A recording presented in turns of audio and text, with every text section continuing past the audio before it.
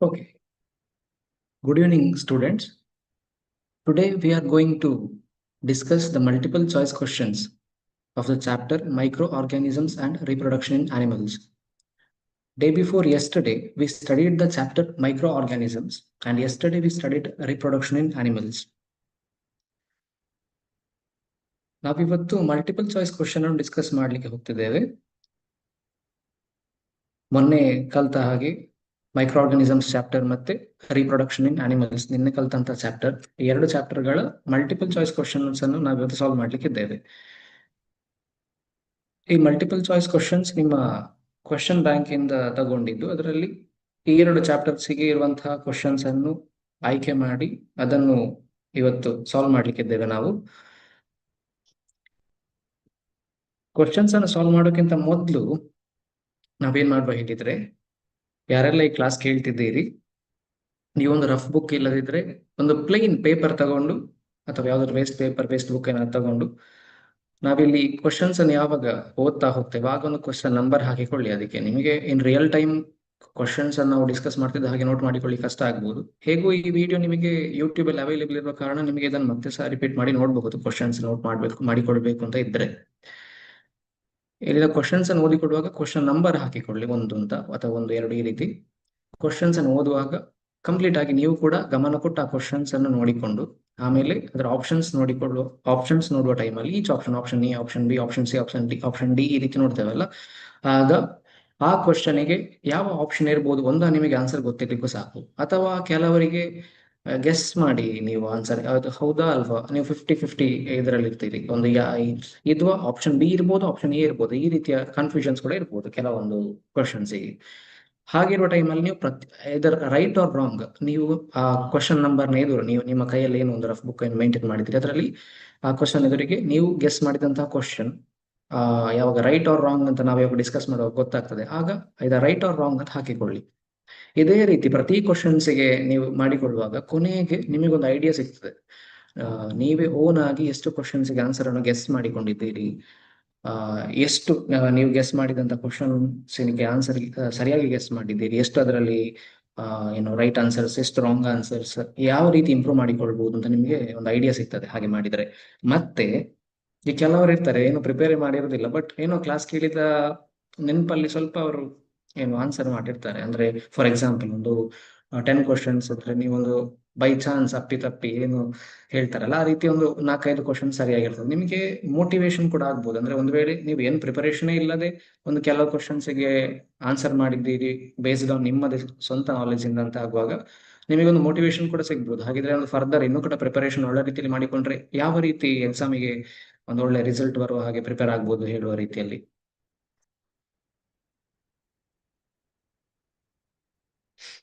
ಈಗ ಕ್ವಶನ್ಸ್ ಅನ್ನು ಸ್ಟಾರ್ಟ್ ಮಾಡುವ ಒನ್ ಬೈ ಒನ್. ಇವತ್ತಿನ ಈ ಸೆಷನ್ ಅಲ್ಲಿ 21 ಕ್ವಶನ್ಸ್ ಅನ್ನು ನಾವು ಡಿಸ್ಕಸ್ ಮಾಡ್ಲಿಕ್ಕಿದ್ದೇವೆ. ಆಲ್ಮೋಸ್ಟ್ ಈ 21 ಕ್ವಶನ್ಸ್ ಈ ಮೈಕ್ರೋ ಆರ್ಗಾನಿಸಮ್ಸ್ ಮತ್ತು ರಿಪ್ರೊಡಕ್ಷನ್ ಚಾಪ್ಟರ್ ಗೆ ರಿಲೇಟೆಡ್ ಆಗಿರುವಂತಹ ಕ್ವಶನ್ಸ್ ಆಗಿರ್ತದೆ. ಒನ್ ಬೈ ಒನ್ ಕ್ವಶನ್ಸ್ ನೋಡುವ.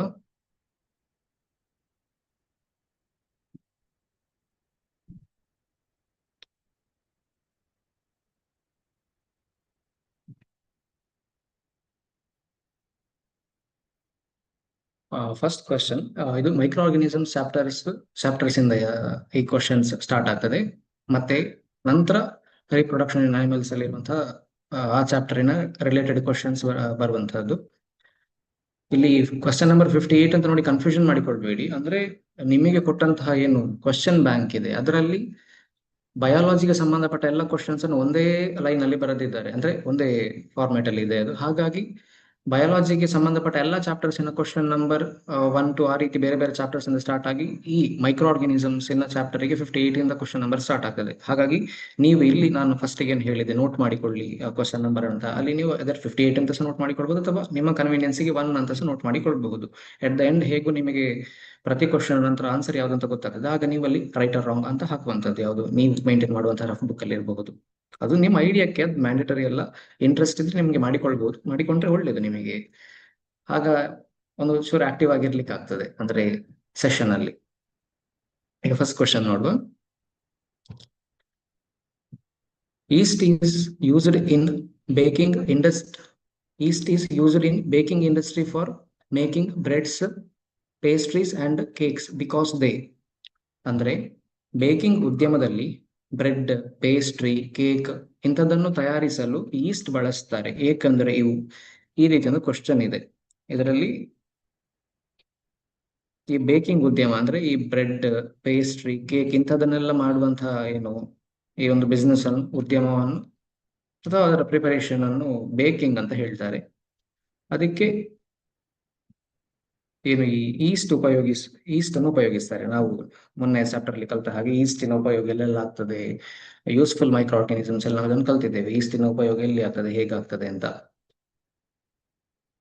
ಆಪ್ಷನ್ ಎ ನೋಡುತ್ತಿದ್ರೆ ಈ question option A reproduce only inside the host and produce oxygen ಅಂತ ಉಂಟು.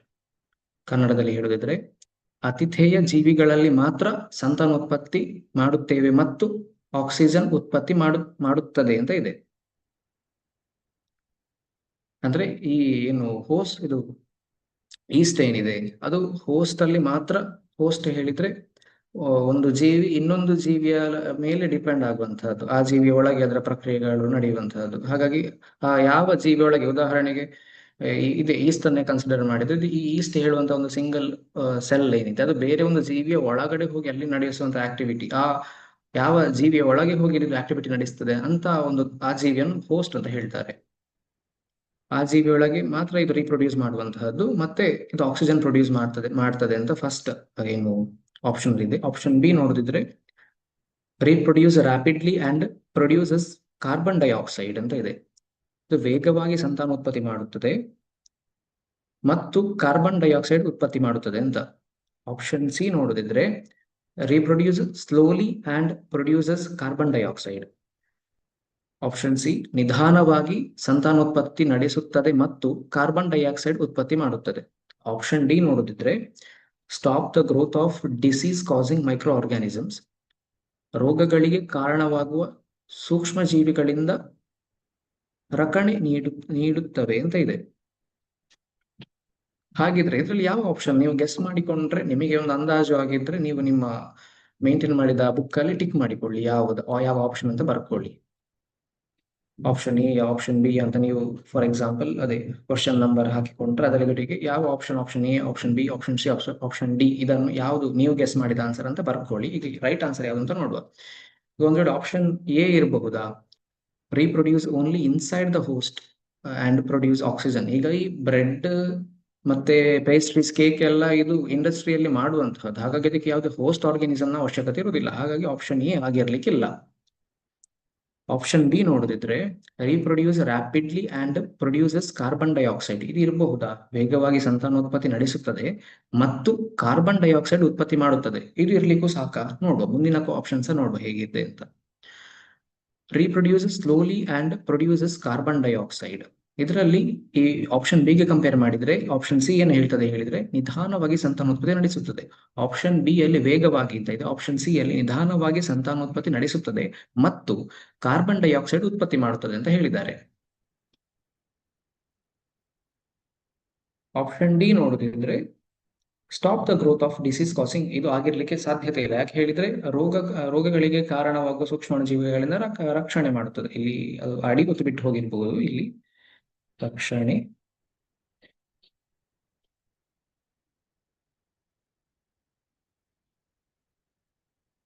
ಅದಿರ್ಲಿ.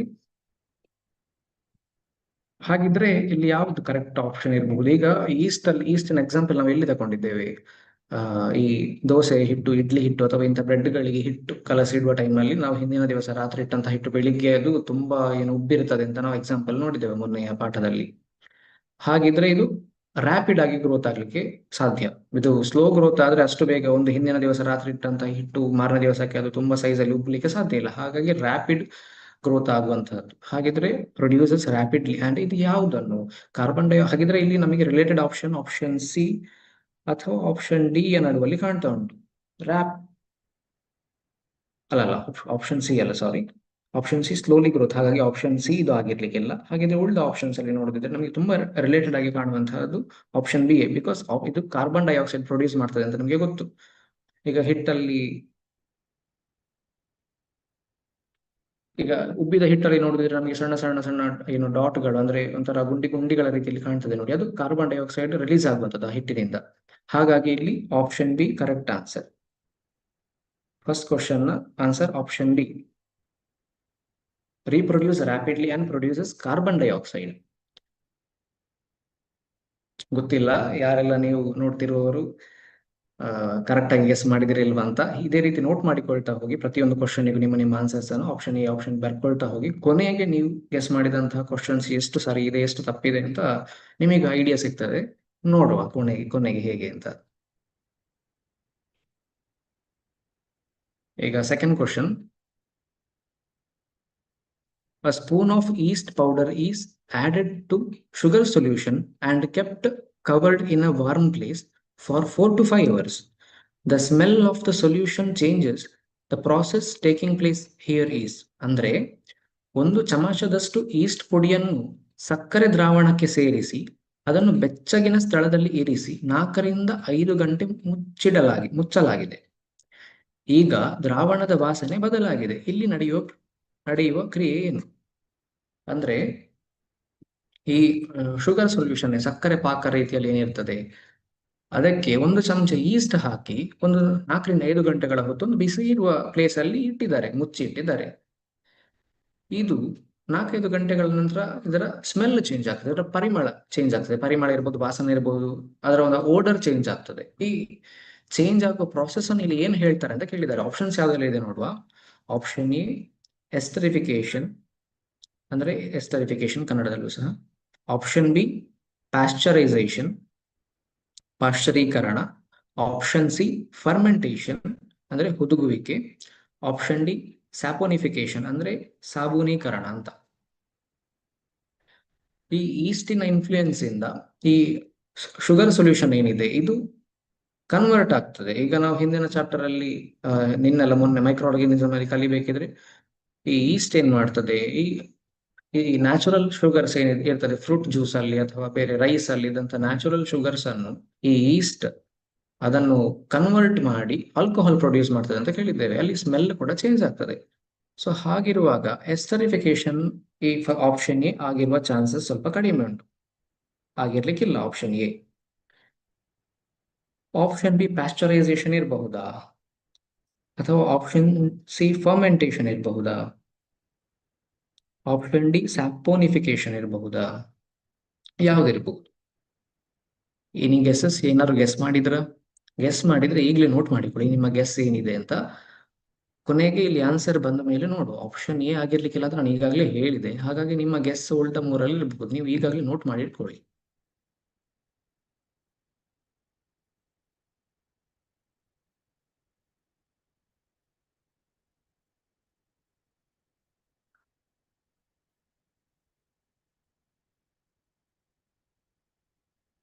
Option A esterification, option B pasteurization, option C fermentation, option D saponification. ಇದರಲ್ಲಿ correct answer ನೋಡುತ್ತಿದ್ರೆ ಸ್ಯಾಪೋನಿಫಿಕೇಶನ್ ಕೂಡ ಇರ್ಲಿಕ್ಕಿಲ್ಲ ಅಲ್ವಾ?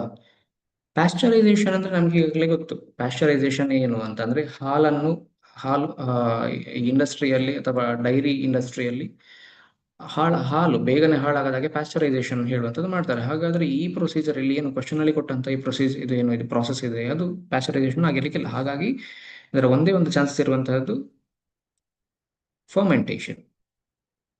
Fermentation ಹೇಳುವಂತ procedure ಅನ್ನು ನಾವು ಈಗಾಗಲೇ ನೋಡಿದ್ದೇವೆ. ಫರ್ಮೆಂಟೇಶನ್ ಅಲ್ಲಿ ಏನಾಗ್ತದೆ, ಶುಗರ್ ಇದ್ದದ್ದು ಆಲ್ಕೋಹಾಲ್ ಆಗಿ ಕನ್ವರ್ಟ್ ಆಗ್ತದೆ. ಹಾಗಾದ್ರೆ ಸ್ಮೆಲ್ ಕೂಡ ಚೇಂಜ್ ಆಗ್ತದೆ. ಹಾಗಾಗಿ ಇದು fermentation.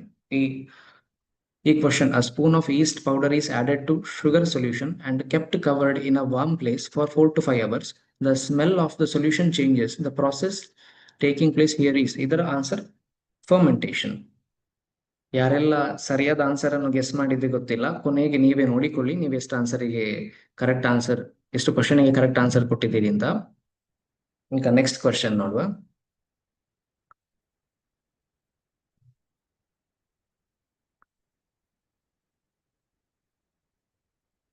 Vaccines prevent several diseases, then it is produced from.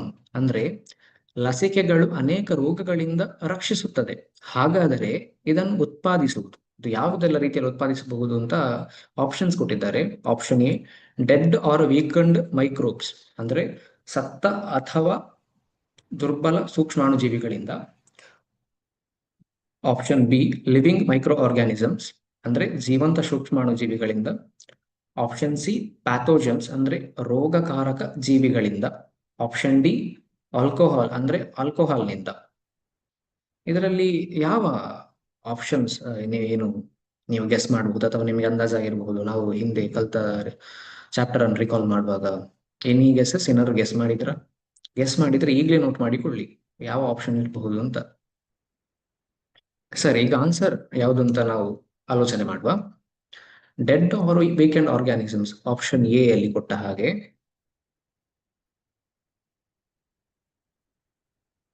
ಈ ಡೆಡ್ ಅಂಡ್ ವೀಕೆಂಡ್ ಆರ್ಗ್ಯಾನಿಸಮ್ಸ್ ಇದು ಇರಬಹುದಾ?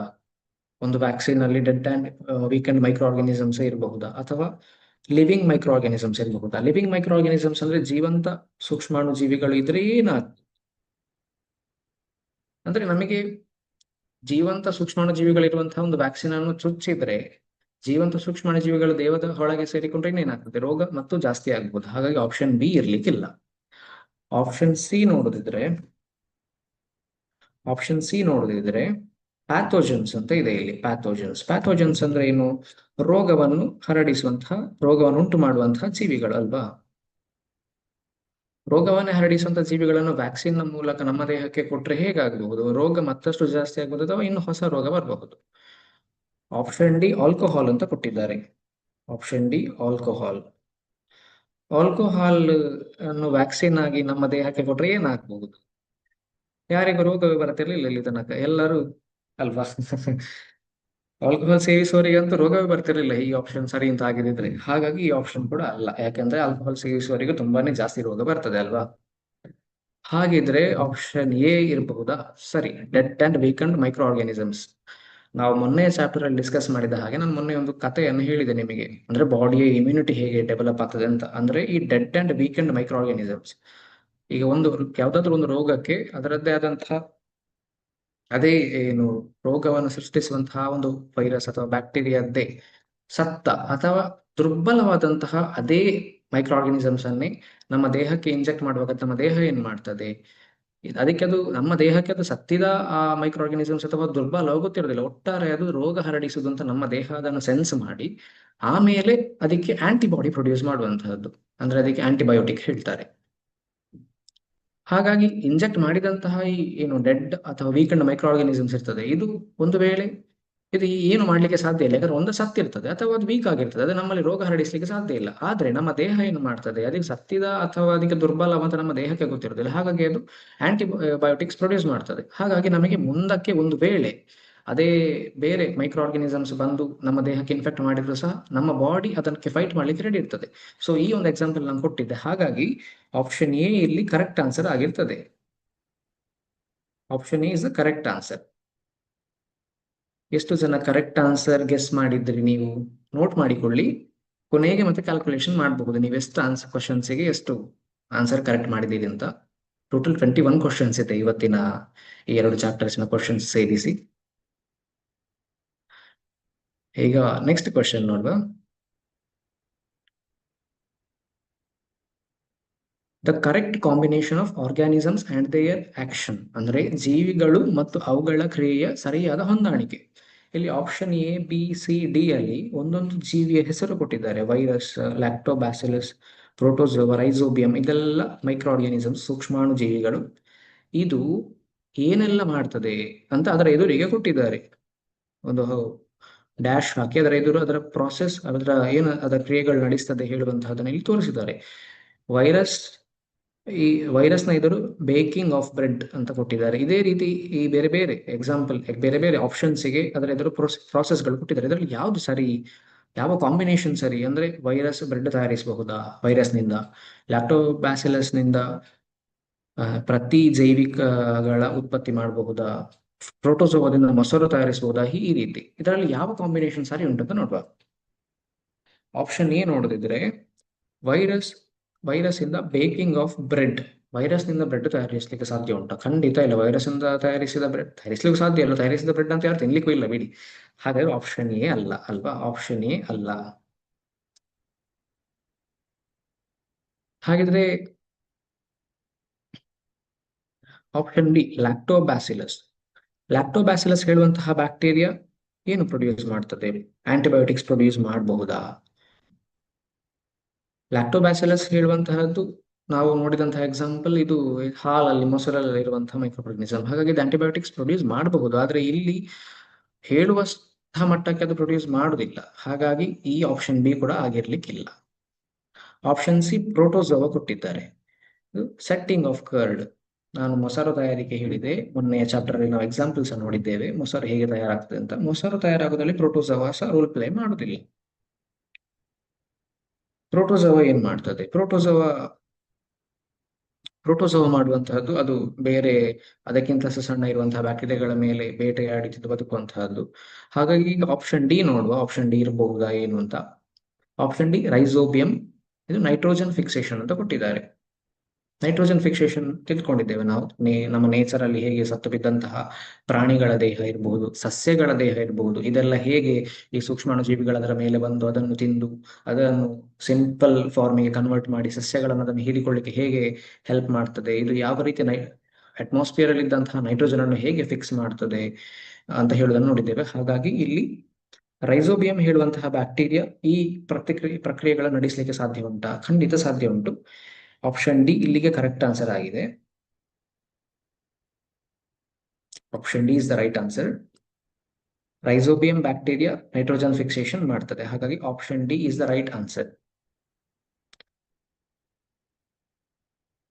ನೋಟ್ ಮಾಡಿಕೊಳ್ಳಿ ರೈಟ್ ಆನ್ಸರ್. ನೀವು ಗೆಸ್ ಮಾಡಿದಂತಹ ಆಪ್ಷನ್ ಅನ್ನು, ಒಂದು ವೇಳೆ ನೀವು ಗೆಸ್ ಮಾಡಿದಂತಹ ಆಪ್ಷನ್ ರಾಂಗ್ ಇದ್ರು ಈಗ ಸರಿ ಮಾಡಿಕೊಳ್ಬೇಡಿ. ಅಟ್ ದ ಎಂಡ್ ನಿಮಗೆ ಗೊತ್ತಾಗ್ತದೆ ಆಗ ನೀವೇ ವ್ಯಾಲ್ಯೂಯೇಷನ್ ಮಾಡಿಕೊಳ್ಳುವಾಗ ನೀವು ಎಷ್ಟು ಸರಿಯಾಗಿ ಗೆಸ್ ಮಾಡಿದ್ದೀರಿ, ಎಷ್ಟು ರಾಂಗ್ ಆಗಿ ಗೆಸ್ ಮಾಡಿದ್ದೀರಿ ಅಂತ. ಈಗ ನೆಕ್ಸ್ಟ್ ಕ್ವಶನ್ ನೋಡುವ.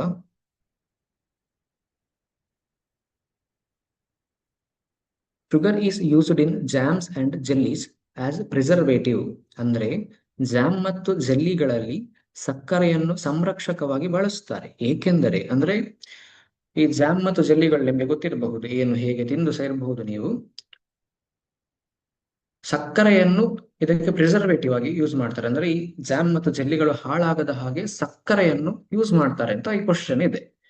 ಈ ಯಾವ ರೀತಿಯಲ್ಲಿ ಸಕ್ಕರೆ, ಜೆಲ್ಲಿ ಮತ್ತು ಜಾಮ್ಸ್ ಗಳನ್ನು ಕಾಪಾಡಬಹುದು ಅಂತ ಆಪ್ಷನ್ಸ್ ಇದೆ. ಈ ಆಪ್ಷನ್ಸ್ ಅಲ್ಲಿ ಯಾವುದು ಕರೆಕ್ಟ್ ಆಪ್ಷನ್ ಅಂತ ನೋಡುವ.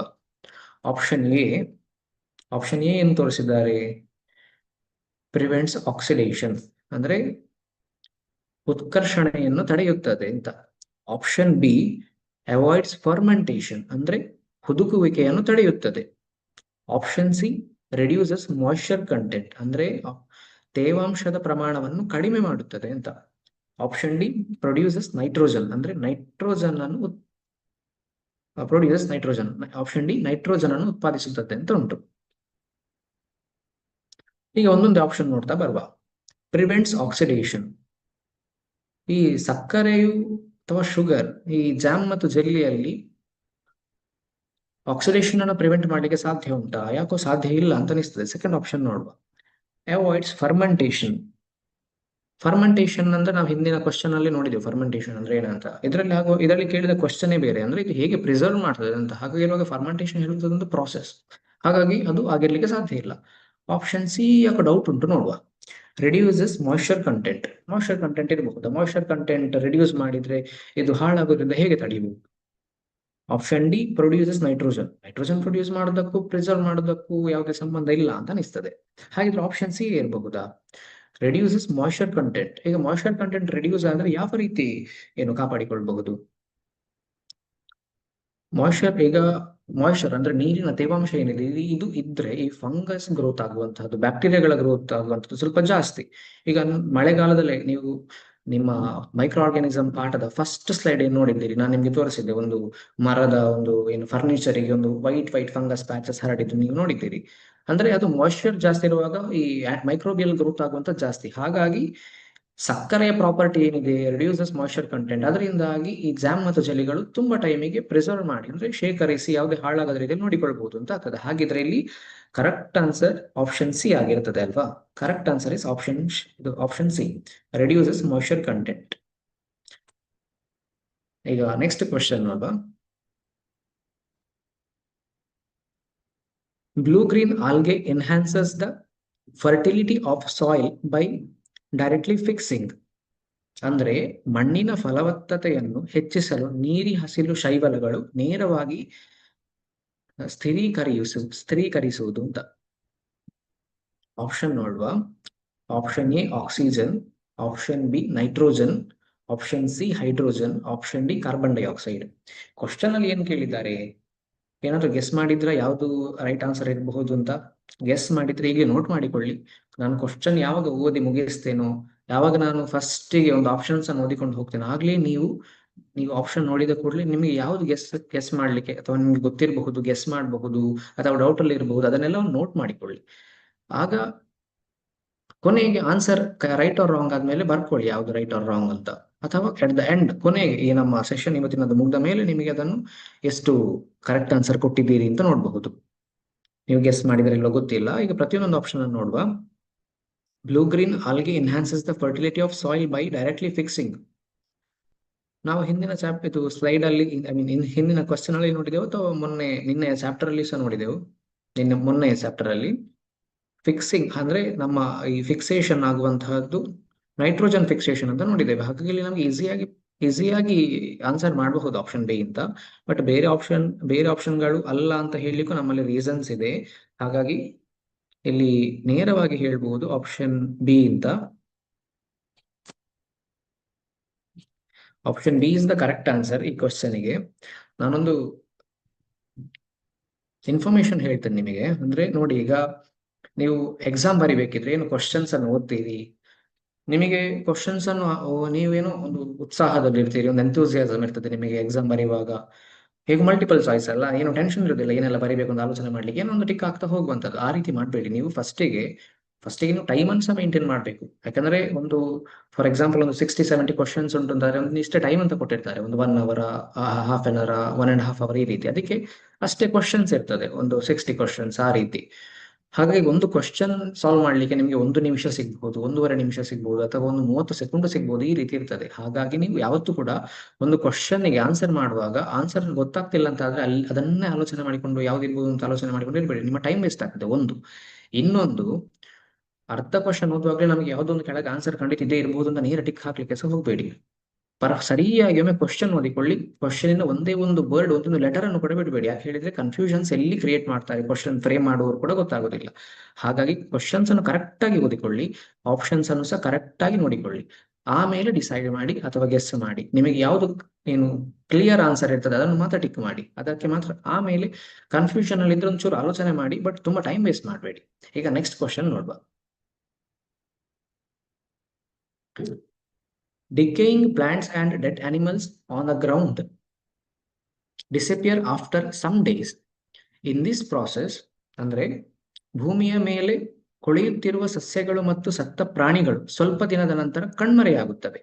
ಈ ಕ್ರಿಯೆಯಲ್ಲಿ ಆಪ್ಷನ್ಸ್ ನೋಡುವ. Option A, complex organic substance is broken into simple inorganic substance. ನಾನು ಈಗಾಗಲೇ ಹೇಳಿದೆ, ಕ್ವಶನ್ಸ್ ಅನ್ನು ಸರಿಯಾಗಿ ಓದ್ಬೇಕು, ಆನ್ಸರ್ಸ್ ಅನ್ನು ಕೂಡ ಸರಿಯಾಗಿ, ಆಪ್ಷನ್ಸ್ ಅಲ್ಲಿ ಇರುವಂತಹ ಎಲ್ಲ ಆನ್ಸರ್ ಅನ್ನು ಸರಿಯಾಗಿ ನೋಡಿಕೊಳ್ಬೇಕು ಅಂತ. ಈಗ ನೋಡಿ, complex organic substances is broken into simple inorganic substance ಅಂತ ಇದೆ ಆಪ್ಷನ್ ಎ. ಆಪ್ಷನ್ ಬಿ, ಈ ಕನ್ನಡದಲ್ಲಿ ನೋಡುವ, ಸಂಕೀರ್ಣ ಸಾವಯವ ಪದಾರ್ಥಗಳು ಸರಳ ನಿರವಯವ ಪದಾರ್ಥಗಳಾಗಿ ವಿಭಜನೆ ಹೊಂದುತ್ತವೆ ಅಂತ. Option B, complex organic substances is broken into simple organic substances. First question ಮತ್ತೆ ಸೆಕೆಂಡ್ ಕನ್ನಡದಲ್ಲಿ ನೋಡುವ, ಸಂಕೀರ್ಣ ಸಾವಯವ ಪದಾರ್ಥಗಳು ಸರಳ ಸಾವಯವ ಪದಾರ್ಥಗಳಾಗಿ ವಿಭಜನೆ ಹೊಂದುತ್ತವೆ ಅಂತ.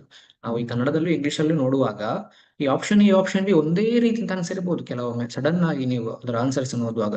ಇಂಥ ಕಡೆ ನಿಮಗೆ ನಾನು ಹಿಂದಿನ ಮೊದಲೇ ಹೇಳಿದ ಹಾಗೆ ಒಂದೊಂದು ಲೆಟರ್ ಕೂಡ ನೀವು ಬಿಡಬಾರ್ದು, ಕರೆಕ್ಟ್ ಆಗಿ ನೋಡಿಕೊಳ್ಬೇಕು ಅಂತ.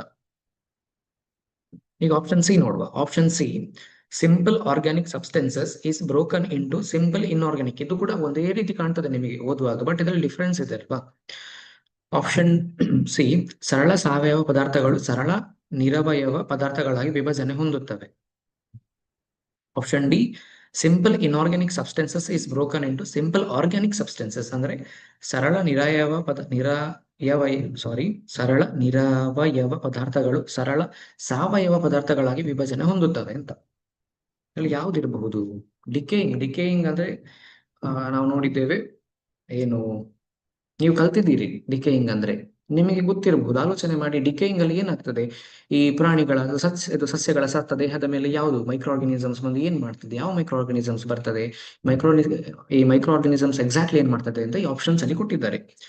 ಇದರಲ್ಲಿ ಆಪ್ಷನ್ ಯಾವುದು ಇರಬಹುದು? Complex organic substances is broken into simple inorganic ಅಂದ್ರೆ ಕಾಂಪ್ಲೆಕ್ಸ್ ಆಗಿರುವಂತಹ ಈ ಆರ್ಗ್ಯಾನಿಕ್ ಸಬ್ಸ್ಟೆನ್ಸ್ ಅನ್ನು ಈ ಮೈಕ್ರೋ ಆರ್ಗ್ಯಾನಿಸಮ್ ಅದರ ಮೇಲೆ ಬಂದು ಅದನ್ನು ಸಿಂಪಲ್ ಸಿಂಪಲ್ ಇನ್ಆರ್ಗ್ಯಾನಿಕ್ ಫಾರ್ಮಿಗೆ ಕನ್ವರ್ಟ್ ಮಾಡ್ತದೆ ಅಂತ. ಅಂದ್ರೆ ಸಂಕೀರ್ಣ ಸಾವಯವ ಪದಾರ್ಥವನ್ನು ಸರಳ ನಿರವಯವ ಪದಾರ್ಥಗಳಾಗಿ ವಿಭಜನೆ ಮಾಡ್ತದೆ. ಫಾಸ್ಟ್ ಆಗಿ ಹೇಳಿಕ್ ಆಗ್ತಿಲ್ಲ, ನಿರವಯವ ಅಂತ ಟಂಗ್ ಟ್ವಿಸ್ಟರ್ ತರ ಇದೆ, ಸಿಂಪಲ್ ಆಗಿ ಕಂಡ್ರು ಸಹ. ನಿರವಯವದ ವಿರುದ್ಧ ಪದ ಗೊತ್ತಿರ್ಬೋದು, ಸಾವಯವ ಅಂತ ಹೇಳ್ತಾರೆ ಕನ್ನಡದಲ್ಲಿ.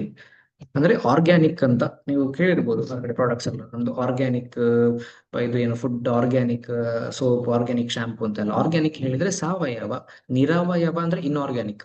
ಸೊ ಅದೇ ರೀತಿ ಆಪ್ಷನ್ ಬಿ ಅನ್ನು ಉಲ್ಟಾ ಕೊಟ್ಟಿದ್ದಾರೆ. ಅದೇ ರೀತಿ ಆಪ್ಷನ್ ಸಿ ನೀವು ನೋಡಿದ್ರೆ ಸಿಂಪಲ್ ಇಂದ ಸಿಂಪಲ್ಗೆ ಕನ್ವರ್ಟ್ ಆಗ್ತದೆ ಅಂತ ತೋರಿಸಿದ್ದಾರೆ. ಅಂದ್ರೆ ಸರಳ ಪದಾರ್ಥ ಅಂತ, ಸರಳ ಸಾವಯವದಿಂದ ಸರಳ ನಿರವಯವ ಅಂತ. ಇಲ್ಲಿ ಕೂಡ ಇನ್ ಆಪ್ಷನ್ ಡಿ ಅಲ್ಲಿ ಸಹ ಸಿಂಪಲ್ ಇನ್ಆರ್ಗ್ಯಾನಿಕ್ ಇಂದ ಬ್ರೋಕನ್ ಇಂಟು ಸಿಂಪಲ್ ಆರ್ಗ್ಯಾನಿಕ್ ಅಂತ ಕೊಟ್ಟಿದ್ದಾರೆ. ಇದು ತುಂಬಾ ಕನ್ಫ್ಯೂಷನ್ ಆಗುವಾಗಿದೆ. ಅದಕ್ಕೆ ನಾನು ಹೇಳಿದ್ದು ಕ್ವಶನ್ಸ್ ಅನ್ನು ಕ್ಲಿಯರ್ ಆಗಿ ಒಮ್ಮೆ ಕಂಪ್ಲೀಟ್ ಆಗಿ ನೋಡಿಕೊಳ್ಬೇಕು ಅಂತ. ಹಾಗಾದ್ರೆ ಇಲ್ಲಿ ಆಪ್ಷನ್ ಯಾವ್ದಿರ್ಬಹುದು? ನಾವು ಡಿಲೇ ಮಾಡದೆ ನೋಡುವ. ಇಲ್ಲಿ option B correct answer. Option B ಯಾಕೆ ಕರೆಕ್ಟ್ ಆನ್ಸರ್ ಅಂತ ನೋಡಿದ್ರೆ, ಕಾಂಪ್ಲೆಕ್ಸ್ ಆರ್ಗ್ಯಾನಿಕ್ ಸಬ್ಸ್ಟೆನ್ಸಸ್ ಅಂದ್ರೆ ಏನು? ಈ ಸತ್ತಂತಹ ಪ್ರಾಣಿಗಳ ಶರೀರ ಇದೆ, ಸತ್ತಂತಹ ಸಸ್ಯಗಳ ಏನು ಪಾರ್ಟ್ ಏನು ಭೂಮಿಯ ಮೇಲೆ, ಮಣ್ಣಿನ ಮೇಲೆ ಬಿದ್ದಿರ್ತದೆ.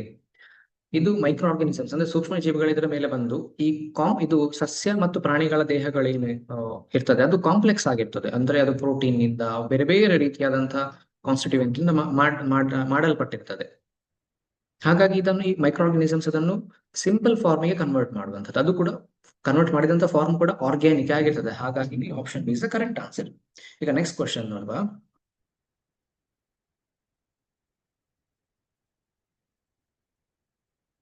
Atmospheric nitrogen is directly used for the synthesis of ಅಂದ್ರೆ ವಾತಾವರಣದಲ್ಲಿರುವ ನೈಟ್ರೋಜನ್ ನೇರವಾಗಿ ಇವುಗಳ ಸಂಶ್ಲೇಷಣೆಗೆ ಬಳಸುತ್ತಾರೆ. ಆಪ್ಷನ್ ನೋಡುವ. Option A plant proteins, option A ಸಸ್ಯ ಪ್ರೋಟೀನ್ಗಳು, ಆಪ್ಷನ್ ಬಿ ಅನಿಮಲ್ ಪ್ರೋಟೀನ್ಸ್ ಅಂದ್ರೆ ಪ್ರಾಣಿ ಪ್ರೋಟೀನ್ಗಳು, ಆಪ್ಷನ್ ಸಿ ಪ್ಲಾಂಟ್ ಕಾರ್ಬೋಹೈಡ್ರೇಟ್ಸ್ ಅಂದ್ರೆ ಸಸ್ಯ ಕಾರ್ಬೋಹೈಡ್ರೇಟ್ಗಳು, ಆಪ್ಷನ್ ಡಿ ಅನಿಮಲ್ ಕಾರ್ಬೋಹೈಡ್ರೇಟ್ಸ್ ಅಂದ್ರೆ ಪ್ರಾಣಿ ಕಾರ್ಬೋಹೈಡ್ರೇಟ್ಗಳು. ಈ ವಾತಾವರಣದಲ್ಲಿ ಇರುವಂತಹ ಅಟ್ಮಾಸ್ಫಿಯರ್ ಅಲ್ಲಿ ಇರುವಂತಹ ಈ ನೈಟ್ರೋಜನ್ ಏನಿದೆ ಇದನ್ನು ಯಾವುದರ ಸಿಂಥಸಿಸ್ಗೆ ಡೈರೆಕ್ಟ್ ಆಗಿ ಯೂಸ್ ಮಾಡಬಹುದು? ಅನಿಮಲ್, ಈಗ ಏನು ಇಲ್ಲಿ ಆಪ್ಷನ್ ಬಿ ಇದೆ ಅನಿಮಲ್ ಪ್ರೋಟೀನ್ಸ್ ಅಂತ. ಅನಿಮಲ್ಸ್ ಡೈರೆಕ್ಟ್ ಆಗಿ ನೈಟ್ರೋಜನ್ ತಗೊಳ್ತದ? ಇಲ್ಲ ಅಲ್ವಾ. Option C plant carbohydrates, plant ಬಳಸಿಕೊಳ್ತದೆ ಯಾವ್ದು ನೈಟ್ರೋಜನ್ ಅನ್ನು, ಅಂದ್ರೆ ನೇರವಾಗಿ ಕಾರ್ಬೋಹೈಡ್ರೇಟ್ ಆಗ್ತದೆ. ಕಾರ್ಬೋಹೈಡ್ರೇಟ್ ಒಂದು ಕಾಂಪ್ಲೆಕ್ಸ್ ಆಗಿರುವಂತಹ ಒಂದು ಏನು ಸಬ್ಸ್ಟೆನ್ಸ್ ಆಗಿರ್ತದೆ. ಅನಿಮಲ್ ಕಾರ್ಬೋಹೈಡ್ರೇಟ್ ಅಂತ ಮತ್ತು ದೂರದ ಮಾತು. ಯಾಕೆ ಹೇಳಿದ್ರೆ ಅನಿಮಲ್ ಏನಾಗಿ ತನ್ನಲ್ಲಿ ತಾನೇ ಸಿಂಥಸಿಸ್ ಮಾಡಿಕೊಳ್ಳುವುದಿಲ್ಲ. ಅದು ಏನಿದ್ರು ಸಸ್ಯದ ಮೇಲೆ ಡಿಪೆಂಡ್ ಆಗುವಂಥದ್ದು ಅಥವಾ ಬೇರೆ ಪ್ರಾಣಿಯನ್ನು ತಿಂದು ಡಿಪೆಂಡ್ ಆಗಿರುವಂತಹದ್ದು. ಹಾಗಾಗಿ ಇಲ್ಲಿ ಆಪ್ಷನ್ ಬಿ ಸಿ ಡಿ ಏನಿದೆ ಇದು ಮೂರು ಕೂಡ ಯಾಕೋ ರಿಲೆವೆಂಟ್ ಅಂತ ಅನಿಸ್ತಾ ಇಲ್ಲ ಅಲ್ವಾ ಆನ್ಸರಿಗೆ. ಹಾಗಾಗಿ ಇಲ್ಲಿ option A plant proteins is the correct answer. ಯಾರೆಲ್ಲ ಗೆಸ್ ಮಾಡಿದ್ರಿ ಪ್ಲಾಂಟ್ ಪ್ರೋಟೀನ್ಸ್ ಕರೆಕ್ಟ್ ಆನ್ಸರ್ ಇರ್ಬೋದು ಅಂತ? ಪ್ಲಾಂಟ್ ಪ್ರೋಟೀನ್ಸ್ ಯಾಕೆ ಅಂದ್ರೆ ಪ್ಲಾಂಟ್ ಪ್ರೋಟೀನ್ಸ್ ಕರೆಕ್ಟ್ ಆನ್ಸರ್ ಯಾಕೆ ನೋಡುವ. Atmospheric nitrogen is directly used for, ಈಗ ಈ ಪ್ಲಾಂಟ್ ಪ್ರೋಟೀನ್ಸ್ ಅಥವಾ ಪ್ರೋಟೀನ್ಸ್ ಏನಿದೆ ಈ ಪ್ರೋಟೀನ್ಸ್ ನ ಬಿಲ್ಡಿಂಗ್ ಬ್ಲಾಕ್ ನೈಟ್ರೋಜನ್ ಅಂತ ನೀವು ಕೇಳಿರಬಹುದು. ಪ್ರೋಟೀನ್ಗಳು ನೈಟ್ರೋಜನ್ ನಿಂದ ಮಾಡಲ್ಪಟ್ಟಿದೆ ಅಂತ. ಅಂದ್ರೆ ಒಂದು ಪ್ರೋಟೀನ್ ಹೇಳಿದ್ರೆ ಒಂದು ಸ್ಟ್ರಕ್ಚರ್ ಏನಿರ್ತದೆ ಅದರಲ್ಲಿ ಪ್ರತಿಯೊಂದು, ಅಂದ್ರೆ ಒಂದು ಮನೆಯನ್ನು ಒಂದು ಸ್ಟ್ರಕ್ಚರ್ ಅಂತ ನೀವು ತಗೊಂಡ್ರೆ ಮನೆಯನ್ನು ಕಟ್ಟಲಿಕ್ಕೆ ಕಲ್ಲನ್ನು ಯೂಸ್ ಮಾಡಿರ್ತಾರೆ, ಒಂದೊಂದೇ ಕಲ್ಲಿಟ್ಟು ಮನೆ ಕಟ್ತಾರೆ. ಅದೇ ರೀತಿ ಪ್ಲಾಂಟ್ ಪ್ರೋಟೀನ್ಸ್ ಆಗ್ಬೇಕಿದ್ರೆ ಇದು ಒಂದೊಂದೇ ನೈಟ್ರೋಜನ್ ಇಟ್ಟುಕೊಂಡು ನೈಟ್ರೋಜನ್ ಬೇರೆ ಬೇರೆ ಫಾರ್ಮೇಶನ್ ಇಂದಾಗಿ ಬೇರೆ ಬೇರೆ ಪ್ರೋಟೀನ್ಸ್ ಆಗುವಂಥದ್ದು. ಹಾಗಾಗಿ ಇಲ್ಲಿ plant protein is the correct answer. ಈಗ ನೆಕ್ಸ್ಟ್ ಕ್ವಶನ್ ನೋಡುವ. ನೋಟ್ ಮಾಡ್ತಿದ್ದೀರಲ್ಲ ಎಲ್ಲರೂ ನೀವು? ಒಂದು ಕ್ವಶನ್ ಮತ್ತು ಅದರ ಆಪ್ಷನ್ಸ್ ನೋಡಿದ ಕೂಡಲೇ ನಿಮಗೆ ಯಾವುದು ಕರೆಕ್ಟ್ ಆನ್ಸರ್ ಅಂತ ಅನಿಸ್ತದೆ ಅದನ್ನು ನೀವು ರೈಟ್ ಮಾಡಿ, ಐ ಮೀನ್ ಟಿಕ್ ಮಾಡಿಕೊಳ್ಳಿ, ಆಪ್ಷನ್ಸ್ ಅನ್ನು ಬರ್ಕೊಳ್ಳಿ, option A, B, C, D ಯಾವುದು ಅಂತ. ಈಗ ನೆಕ್ಸ್ಟ್ ಈ ಕ್ವಶನ್ ನೋಡುವ. The correct combination of scientist and their discovery, ಅಂದ್ರೆ ವಿಜ್ಞಾನಿಗಳು ಮತ್ತು ಅವರ ಆವಿಷ್ಕಾರದ ಸರಿಯಾದ ಹೊಂದಾಣಿಕೆ, ಆಗ ಒಂದು ಕ್ವಶನ್ ಇತ್ತಲ್ಲ ಅದೇ ರೀತಿ ಇಲ್ಲಿ 4 ಆಪ್ಷನ್ಸ್ ಅಲ್ಲಿ 4 ಏನು ವಿಜ್ಞಾನಿಗಳ ಸೈಂಟಿಸ್ಟ್ಗಳ ಹೆಸರು ಕೊಟ್ಟಿದ್ದಾರೆ. ಈಚೆ ಸೈಡ್ ಬೇರೆ ಬೇರೆ ಸೈಂಟಿಸ್ಟ್ಗಳು ಮಾಡಿದಂತಹ ಏನು ಇನ್ವೆನ್ಷನ್ಗಳನ್ನು ಅಥವಾ ಡಿಸ್ಕವರಿಗಳನ್ನು ಕೊಟ್ಟಿದ್ದಾರೆ. ಇಲ್ಲಿ ಅವರ ಆವಿಷ್ಕಾರಗಳನ್ನು ಇಲ್ಲಿ ಮೆನ್ಷನ್ ಮಾಡಿದ್ದಾರೆ ಈ ಸೈಡ್ ಅಲ್ಲಿ. ಅದು ಯಾವ್ದೆಲ್ಲ ಅಂತ ನೋಡುವ. ಅದು ಸರಿಯಾಗಿ ಹೊಂದಾಣಿಕೆ ಉಂಟಾ ಇಲ್ಲ ನೋಡುವ. Option A Louis Pasteur streptomycin, ಇದು ಸೇಮ್ ಇದೆ ಹಾಗಾಗಿ ಇಲ್ಲಿ ಕನ್ನಡ ಇಂಗ್ಲಿಷ್ ಅಲ್ಲಿ ನೋಡಿ ಹೇಳ್ತಾನೆ. Option B Alexander Fleming penicillin, option C Edward Jenner fermentation, option D Robert Koch smallpox vaccine. Guess ಮಾಡಿದ್ರೆ ಯಾವ್ದಿರಬಹುದು ಆನ್ಸರ್? ಇದಕ್ಕೆ ಟಿಕ್, ನೀವು ಗೆಸ್ ಮಾಡಿಕೊಂಡ್ರೆ ಟಿಕ್ ಮಾಡಿಕೊಳ್ಳಿ ಅಥವಾ ನೋಟ್ ಮಾಡಿಕೊಳ್ಳಿ ಆಪ್ಷನ್ ಅನ್ನು.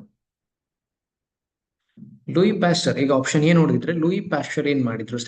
ಸ್ಟ್ರೆಪ್ಟೊಮೈಸಿನ್ ಅವರು ಡಿಸ್ಕವರ್ ಮಾಡಿದ್ದ.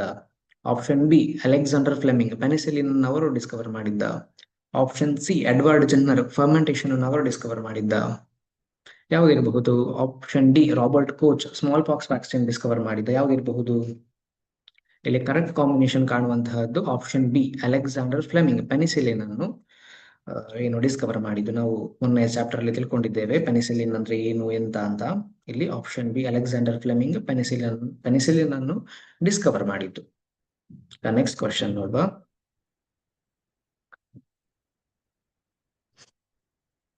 ಎಸರ್ಟೇಷನ್ ಅಂದ್ರೆ ಹೇಳಿಕೆ. ಇಲ್ಲಿ 2 ಹೇಳಿಕೆ ಅಂದ್ರೆ 2 ಎಸರ್ಟೇಷನ್ ಕೊಟ್ಟಿದ್ದಾರೆ. ಅದರಲ್ಲಿ ಯಾವುದು ಸರಿ ತಪ್ಪು ಅಂತ ನೋಡುವಂತಹ ಕ್ವಶನ್ ಇದು. ರೈಸೋಬಿಯಂ ಈಸ್ ನೈಟ್ರೋಜನ್ ಫಿಕ್ಸರ್, ಇದು ಫಸ್ಟ್ ಸ್ಟೇಟ್ಮೆಂಟ್, ಫಸ್ಟ್ ಹೇಳಿಕೆ ಅಥವಾ ಎಸರ್ಟೇಷನ್. ಆಪ್ಷನ್ ಇದು ಇನ್ನೊಂದು ಆರ್ ಅಂತ ಹೇಳುವ ರೀಸನ್. ಓಕೆ, ಅಲ್ಲಲ್ಲ, ಇದು ಬೇರೆ ಬೇರೆ ಹೇಳಿಕೆಗಳಲ್ಲ, ಇದು ಒಂದೇ ಹೇಳಿಕೆ. ಒಂದೇ ಹೇಳಿಕೆ 2 ವಿಧಗಳು ಕೊಟ್ಟಿದ್ದಾರೆ. ರೈಸೋಬಿಯಂ ಈಸ್ ನೈಟ್ರೋಜನ್ ಫಿಕ್ಸರ್, ಅದರ ರೀಸನ್ ಇಲ್ಲಿ ಕಾರಣ ಕೊಟ್ಟಿದ್ದಾರೆ. ಸಾರಿ, ಈಗ ನನಗೆ ಕ್ಲಾರಿಟಿ ಸಿಕ್ಕಿತು. ಇಲ್ಲಿ ಒಂದು ಹೇಳಿಕೆ ಕೊಟ್ಟಿದ್ದಾರೆ ಆಪ್ಷನ್ ಇದು ಎ ಅಂತ, ಅದರ ರೀಸನ್ ಅನ್ನು ಆರ್ ಅಂತ ಕೊಟ್ಟಿದ್ದಾರೆ. ಯಾಕೆ ಅಂತ ಅಂದ್ರೆ rhizobium is a nitrogen fixer, ಇದು ಯಾಕೆ ಅಂದ್ರೆ they have nitrogen fixing jeans.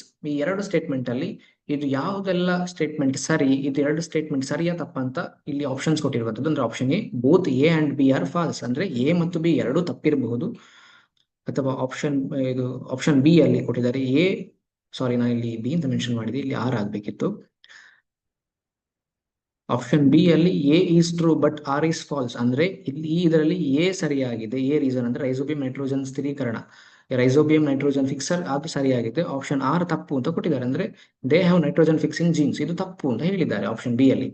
Option C ಅಲ್ಲಿ both A and R are true, R is the correct for reason A ಅಂತ. ಅಂದ್ರೆ ಎ ಮತ್ತು ಆರ್ ಎರಡು ಸರಿ ಮತ್ತು ಆರ್ ಎಗೆ ಸರಿಯಾದ ಕಾರಣ ಆಗಿದೆ ಅಂತ ಕೊಟ್ಟಿದ್ದಾರೆ ಅಲ್ವಾ. ಆಪ್ಷನ್ ಡಿ ಅಲ್ಲಿ both A and R are true and R is not the correct reason for A. ಯಾವ್ದಿರಬಹುದು? Rhizobium is a nitrogen fixer, ಸರಿಯಾ? ಹೌದು, ರೈಸೋಬಿಯಂ ನೈಟ್ರೋಜನ್ ಫಿಕ್ಸ್ ಮಾಡ್ತದೆ, ನಾವು ಹಿಂದಿನ ಕ್ವಶನ್ ಅಲ್ಲಿ ತಿಳ್ಕೊಂಡೆವು. ಹಾಗಿದ್ರೆ they have nitrogen fixing genes, ಹೌದು, nitrogen fixing gene nitrogen fixing ಬ್ಯಾಕ್ಟೀರಿಯಾದಲ್ಲಿ ಇದ್ರೆ ಮಾತ್ರ ಅದು ಫಿಕ್ಸೇಷನ್ ಮಾಡ್ಲಿಕ್ಕೆ ಸಾಧ್ಯ. ರೈಸೋಬಿಯಂ ಬ್ಯಾಕ್ಟೀರಿಯಾದಲ್ಲಿ ಏನು ನೈಟ್ರೋಜನ್ ಫಿಕ್ಸಿಂಗ್ ಮಾಡುವಂತಹ ಜೀನ್ಸ್ ಪ್ರೆಸೆಂಟ್ ಇದ್ರೆ ಮಾತ್ರ ಅದು ಸಾಧ್ಯ ಆಗುವಂಥದ್ದು. ಹಾಗಾಗಿ ಇಲ್ಲಿ option C is the correct answer. Option C is the correct answer.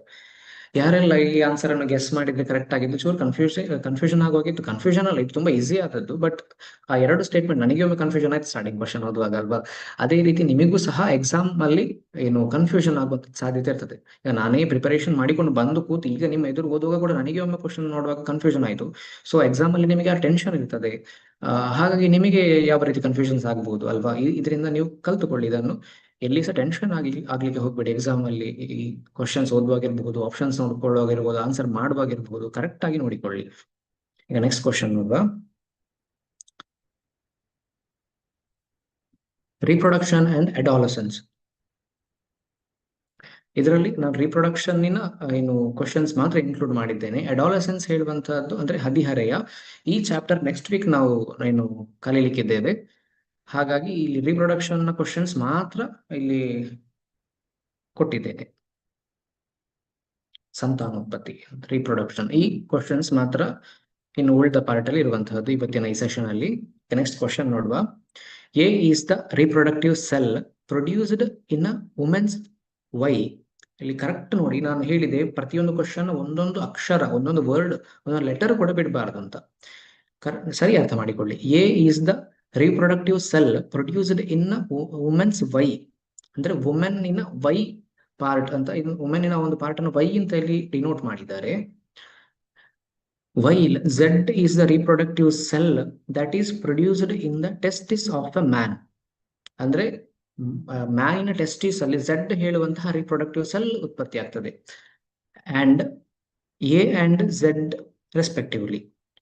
ಇಲ್ಲಿ ಎ ಮತ್ತು ಝೆಡ್ ಯಾವುದು ಅಂತ ಕೇಳಿರುವಂತಹದ್ದು. ಅಂದ್ರೆ ಎ ಎಂಬುದು ಮಹಿಳೆಯಲ್ಲಿ ಉತ್ಪತ್ತಿಯಾಗುವ ಸಂತಾನೋತ್ಪತ್ತಿ ಕೋಶವಾಗಿದೆ, ಎ ಹೇಳುವಂತಹದ್ದು. ಆದರೆ ಝೆಡ್ ಎಂಬುದು ಪುರುಷನ ವೃಷಣದಲ್ಲಿ ಉತ್ಪತ್ತಿಯಾಗುವ ಸಂತಾನೋತ್ಪತ್ತಿ ಕೋಶವಾಗಿದೆ. ಅನುಕ್ರಮವಾಗಿ ಎ ಮತ್ತು ಝೆಡ್ ಇದು ಯಾವುದು ಅಂತ ನಾನು ನಿನ್ನೆ ಚಾಪ್ಟರ್ ಅಲ್ಲಿ ಹೇಳಿದೆ. ಮೇಲ್ ರಿಪ್ರೊಡಕ್ಟಿವ್ ಯಾವುದು ಸೆಲ್ ಯಾವುದು? ಸ್ಪರ್ಮ್ ಆಗಿರ್ತದೆ ಅಲ್ವಾ? ಸ್ಪರ್ಮ್ ಆಗಿರ್ತದೆ. ಫೀಮೇಲ್ ರಿಪ್ರೊಡಕ್ಟಿವ್ ಏನು ಸೆಲ್ ಅಥವಾ ಫೀಮೇಲ್ ರಿಪ್ರೊಡಕ್ಟಿವ್ ಏನು ಗ್ಯಾಮೆಟ್ ಇರ್ತದೆ ಅದು ಓವಮ್ ಆಗಿರ್ತದೆ. ಇಲ್ಲಿ ಕ್ವಶನ್ ಏನ್ ಕೇಳಿದ್ದಾರೆ, A is the reproductive cell produced in women's why. ಈ ಅಂದ್ರೆ ವುಮೆನ್ ರಿಪ್ರೊಡಕ್ಟಿವ್ ಸೆಲ್ ಆಬ್ವಿಯಸ್ಲಿ ಇಲ್ಲಿ ಓವಮ್ ಆಗಿರ್ತದೆ. ಇದು ವುಮೆನ್ಸಿನ ವೈ ಅಲ್ಲಿ ಪ್ರೊಡ್ಯೂಸ್ ಆಗುವಂತಹದ್ದು ಅಲ್ವಾ? While Z is a reproductive cell that is produced in the testis of man. Man ಅಲ್ಲಿ produce ಆಗುವಂತಹ ಏನು ಇಲ್ಲಿ ಝೆಡ್ ಅಂತ ತೋರಿಸಿದ್ದಾರೆ ಅದನ್ನು ಸ್ಪರ್ಮ್ ಅಂತ. ಅಂದ್ರೆ ಮ್ಯಾನ್ ಅಲ್ಲಿ ಪ್ರೊಡ್ಯೂಸ್ ಆಗುವಂತಹ ರಿಪ್ರೊಡಕ್ಟಿವ್ ಸೆಲ್ ಅದು ಸ್ಪರ್ಮ್ ಆಗಿರ್ತದೆ. ಹಾಗಾದ್ರೆ ಎ ಮತ್ತು ಝೆಡ್ ಗಳು ಯಾವುದು? ಆಪ್ಷನ್ ಎ ಓವರಿ ಮತ್ತು ಸ್ಪರ್ಮ್. ಹೌದಾ? ಆಪ್ಷನ್ ಎ ಹೌದಾ? ಓವರಿ ಮತ್ತು ಸ್ಪರ್ಮ್. ಇಲ್ಲಿ ಕೇಳಿದ್ದೇನು? ಎ ಮತ್ತು ಝೆಡ್ ರೆಸ್ಪೆಕ್ಟಿವ್ಲಿ, ಅಂದ್ರೆ ಕ್ರಮವಾಗಿ ಅನುಕ್ರಮವಾಗಿ ಎ ಮತ್ತು ಝೆಡ್ ಯಾವುದು ಅಂತ ಇಲ್ಲಿ ಕೇಳಿದ್ದೇನು? ಎ ಅಂದ್ರೆ ಓವರಿಯಾ? ಇಲ್ಲಿ ಎ ಅಂದ್ರೆ ಏನು? ಓವರಿಯಾ? ಓವರಿ ಸರಿ ನೋಡುವ. ಓವರಿ ಇರಬಹುದಾ? Option B sperm and ovum. ಅಂದ್ರೆ ಇಲ್ಲಿ ಎ ಅಂದ್ರೆ ಡಿನೋಟ್ ಮಾಡಿದ್ದು ಸ್ಪರ್ಮ್, ಬಿ ಅನ್ನು ಓವಮ್ ಅಂತ, ಅಲ್ಲ ಸಾರಿ ಝೆಡ್ ಅನ್ನು ಓವಮ್ ಅಂತ ತೋರಿಸಿದ್ದಾರೆ. ಆಪ್ಷನ್ ಸಿ ಅಲ್ಲಿ ಓವಮ್, ಇದು ಆಪ್ಷನ್ ಯಾವುದು? ಆಪ್ಷನ್ ಎ ಅನ್ನು ಓವಮ್ ಅಂತ, ಝೆಡ್ ಅನ್ನು ಓವರಿ ಅಂತ ಹೇಳಿದ್ದಾರೆ. ಆಪ್ಷನ್ ಡಿ ಅಲ್ಲಿ ಎ ಆಪ್ಷನ್ ಅನ್ನು ಓವಮ್ ಅಂತ ಹೇಳಿದ್ದಾರೆ, ಝೆಡ್ ನ ಆಪ್ಷನ್ ಅನ್ನು ಸ್ಪರ್ಮ್ ಅಂತ ಹೇಳಿದ್ದಾರೆ. ಯಾವುದಿರಬಹುದು? A is the reproductive cell in a women's body. ಅಂದ್ರೆ ಇಲ್ಲಿ ಎ ಅನ್ನು ನಾವು ಓವಮ್ ಅಂತ ಹೇಳ್ತೇವೆ ಅಲ್ಲ? ಅದೇ ರೀತಿ ಏನು ವುಮೆನ್ಸಿನ ವೈ, ಈಗ ಓವರಿ ಓವಮ್ ಪ್ರೊಡ್ಯೂಸ್ ಆಗೋದು ಓವರಿಯಲ್ಲಿ ಅಲ್ವಾ? ಸೊ ಇಲ್ಲಿ ವೈ ಹೇಳುವಂಥದ್ದು ovary. While Z is a reproductive cell that produced in the testis of man. ಅಂದ್ರೆ ಇಲ್ಲಿ Z ಏನಾಗಿರ್ತದೆ? ಆಗ ಇಲ್ಲಿ Z ಸ್ಪರ್ಮ್ ಆಗಿರ್ತದೆ. ಸೊ ಈಗ ನಿಮಗೆ ಈಸಿ ಆಯ್ತು ಗೆಸ್ ಮಾಡಿಕೊಳ್ಳಿಕ್ಕೆ. ಗೆಸ್ ಮಾಡಿ, ನೀವು ಗೆಸ್ ಮಾಡಿರ್ಬೋದು ಈಗಾಗಲೇ. ಗೆಸ್ ಮಾಡಿಲ್ಲ ಅಂದ್ರೆ ಈಗ ಒಮ್ಮೆ ನೋಡಿಕೊಳ್ಳಿ ಆಪ್ಷನ್ಸ್ ಯಾವ್ದಿರ್ಬೋದು. ಎ ಫಸ್ಟ್ ಗೆ ಬರಬೇಕು, ಝೆಡ್ ಸೆಕೆಂಡ್ ಬರಬೇಕು. ಇಲ್ಲಿ ಎ ಯಾವುದು? ಓವಮ್ ಅಲ್ವಾ? ಝೆಡ್ ಯಾವುದು? ಸ್ಪರ್ಮ್. ಓವಮ್ ಮತ್ತು ಸ್ಪರ್ಮ್ ಯಾವ ಕಾಂಬಿನೇಷನ್ ಅಲ್ಲಿ ಉಂಟು? ಓವಮ್ ಇಲ್ಲಿ ಉಂಟು, ಸ್ಪರ್ಮ್ ಇಲ್ಲಿ ಉಂಟು. ಹಾಗಾಗಿ Z is the correct answer. ಹೌದಲ್ಲ?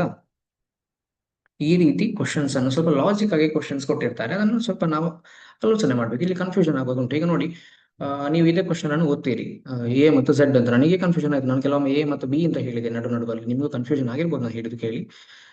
ನನಗೆ ಹೀಗೆ ಕನ್ಫ್ಯೂಷನ್ ಆಗ್ತದೆ ನಾನು ಇಷ್ಟು ಪ್ರಿಪೇರ್ ಆಗಿ ಬಂದ ಮೇಲೆ ಸಹ. ಹಾಗಾಗಿ ನಿಮಗೆ ಎಕ್ಸಾಮ್ ಬರೆಯುವಾಗ ಮತ್ತಷ್ಟು ಕನ್ಫ್ಯೂಷನ್ ಆಗ್ಬೋದು. ಅದಕ್ಕೆ ಯಾವುದೇ ಟೆನ್ಷನ್ ಇಲ್ಲದೆ, ನಾನು ಇನ್ನೊಮ್ಮೆ ಹೇಳ್ತಿದ್ದೇನೆ, ಟೆನ್ಷನ್ ಮಾಡಿಕೊಳ್ಳದೆ ನೀವು ಸಮಾಧಾನದಲ್ಲಿ ಆರಾಮಕ್ಕೆ, ಆದ್ರೆ ಟೈಮ್ ಎಲ್ಲೂ ವೇಸ್ಟ್ ಮಾಡದೆ ಕ್ಲಿಯರ್ ಆಗಿ ಓದಿಕೊಳ್ಬೇಕು ಪ್ರತಿ ಕ್ವಶನ್ ಮತ್ತು ಆಪ್ಷನ್ಸ್ ಅನ್ನು. ಫಸ್ಟ್ ಗೆ ನಾವು ನೋಡುವಾಗಲೇ ಓವರಿ ಮತ್ತು ಸ್ಪರ್ಮ್ ನಮಗೆ ಇದು ಕರೆಕ್ಟ್ ಆನ್ಸರ್ ಅಂತ ಅನಿಸ್ತದೆ ಅಲ್ವಾ? ಹಾಗಾಗಿ ಎಲ್ಲ ಆಪ್ಷನ್ಸ್ ಒಂದೇ ರೀತಿ ಇದೆ ಕಾಣ್ಲಿಕ್ಕೆ. ಹಾಗಾಗಿ ಇಲ್ಲಿ ಕರೆಕ್ಟ್ ನೋಡಿಕೊಳ್ಬೇಕು ಯಾವುದು ಯಾವುದು ಯಾವ ರೀತಿ ಅಂತ. ಸ್ವಲ್ಪ ಈ ರೀತಿ ಸಾಲ್ವ್ ಮಾಡಿಕೊಂಡು ನೋಡ್ಬೇಕಾಗ್ತದೆ, ಟೈಮ್ ವೇಸ್ಟ್ ಮಾಡಬಾರ್ದು ಮಾತ್ರ. ಈಗ ನೆಕ್ಸ್ಟ್ ಕ್ವಶನ್ಗೆ ಹೋಗುವ. A woman with a blocked fallopian tube can give birth to a baby by.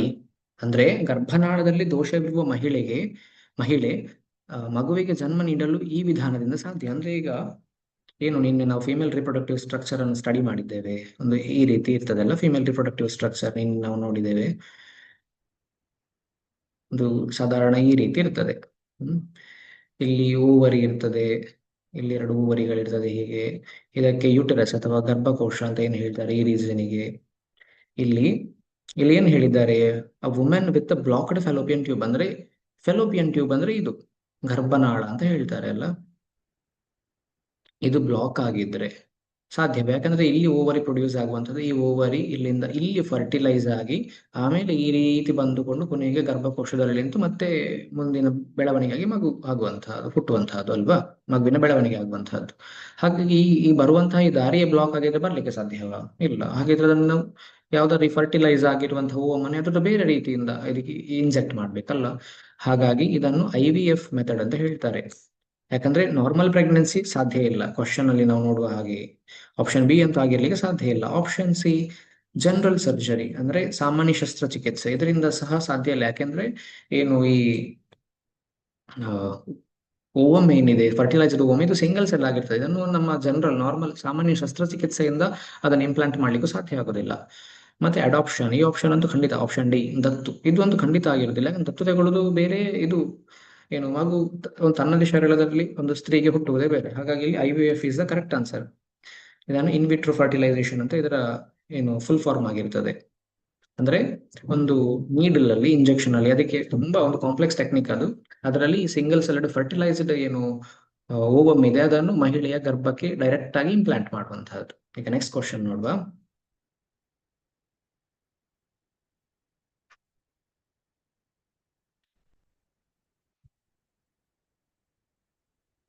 An organism can survive without reproduction through its life process because reproduction is important for. ಅಂದ್ರೆ ಜೀವಿಯು ಸಂತಾನೋತ್ಪತ್ತಿ ಇಲ್ಲದೆ ಬದುಕಬಲ್ಲದು, ಆದರೂ ಇದು ಜೀವಕ್ರಿಯೆಯಾಗಿದೆ, ಏಕೆಂದರೆ ಸಂತಾನೋತ್ಪತ್ತಿ ಮುಖ್ಯವಾಗಿ. ನಾನು ನಿನ್ನೆಯ ಕ್ಲಾಸಲ್ಲಿ ಸ್ಟಾರ್ಟ್ ಮಾಡುವಾಗ ಹೇಳಿದೆ, ಕೆಲವು ಬೇರೆ ಬೇರೆ ಶ್ವಾಸಾಂಗ ವ್ಯೂಹ, ಅಂದ್ರೆ ರೆಸ್ಪಿರೇಟರಿ ಸಿಸ್ಟಮ್ ಇದ್ದು, ಮತ್ತೆ ಸರ್ಕ್ಯುಲೇಟರಿ ಸಿಸ್ಟಮ್ ಇದ್ದು, ಡೈಜೆಸ್ಟಿವ್ ಸಿಸ್ಟಮ್, ಇದೆಲ್ಲ ಏನ್ ಎಕ್ಸಾಂಪಲ್ ಕೊಟ್ಟು ಹೇಳಿದೆ.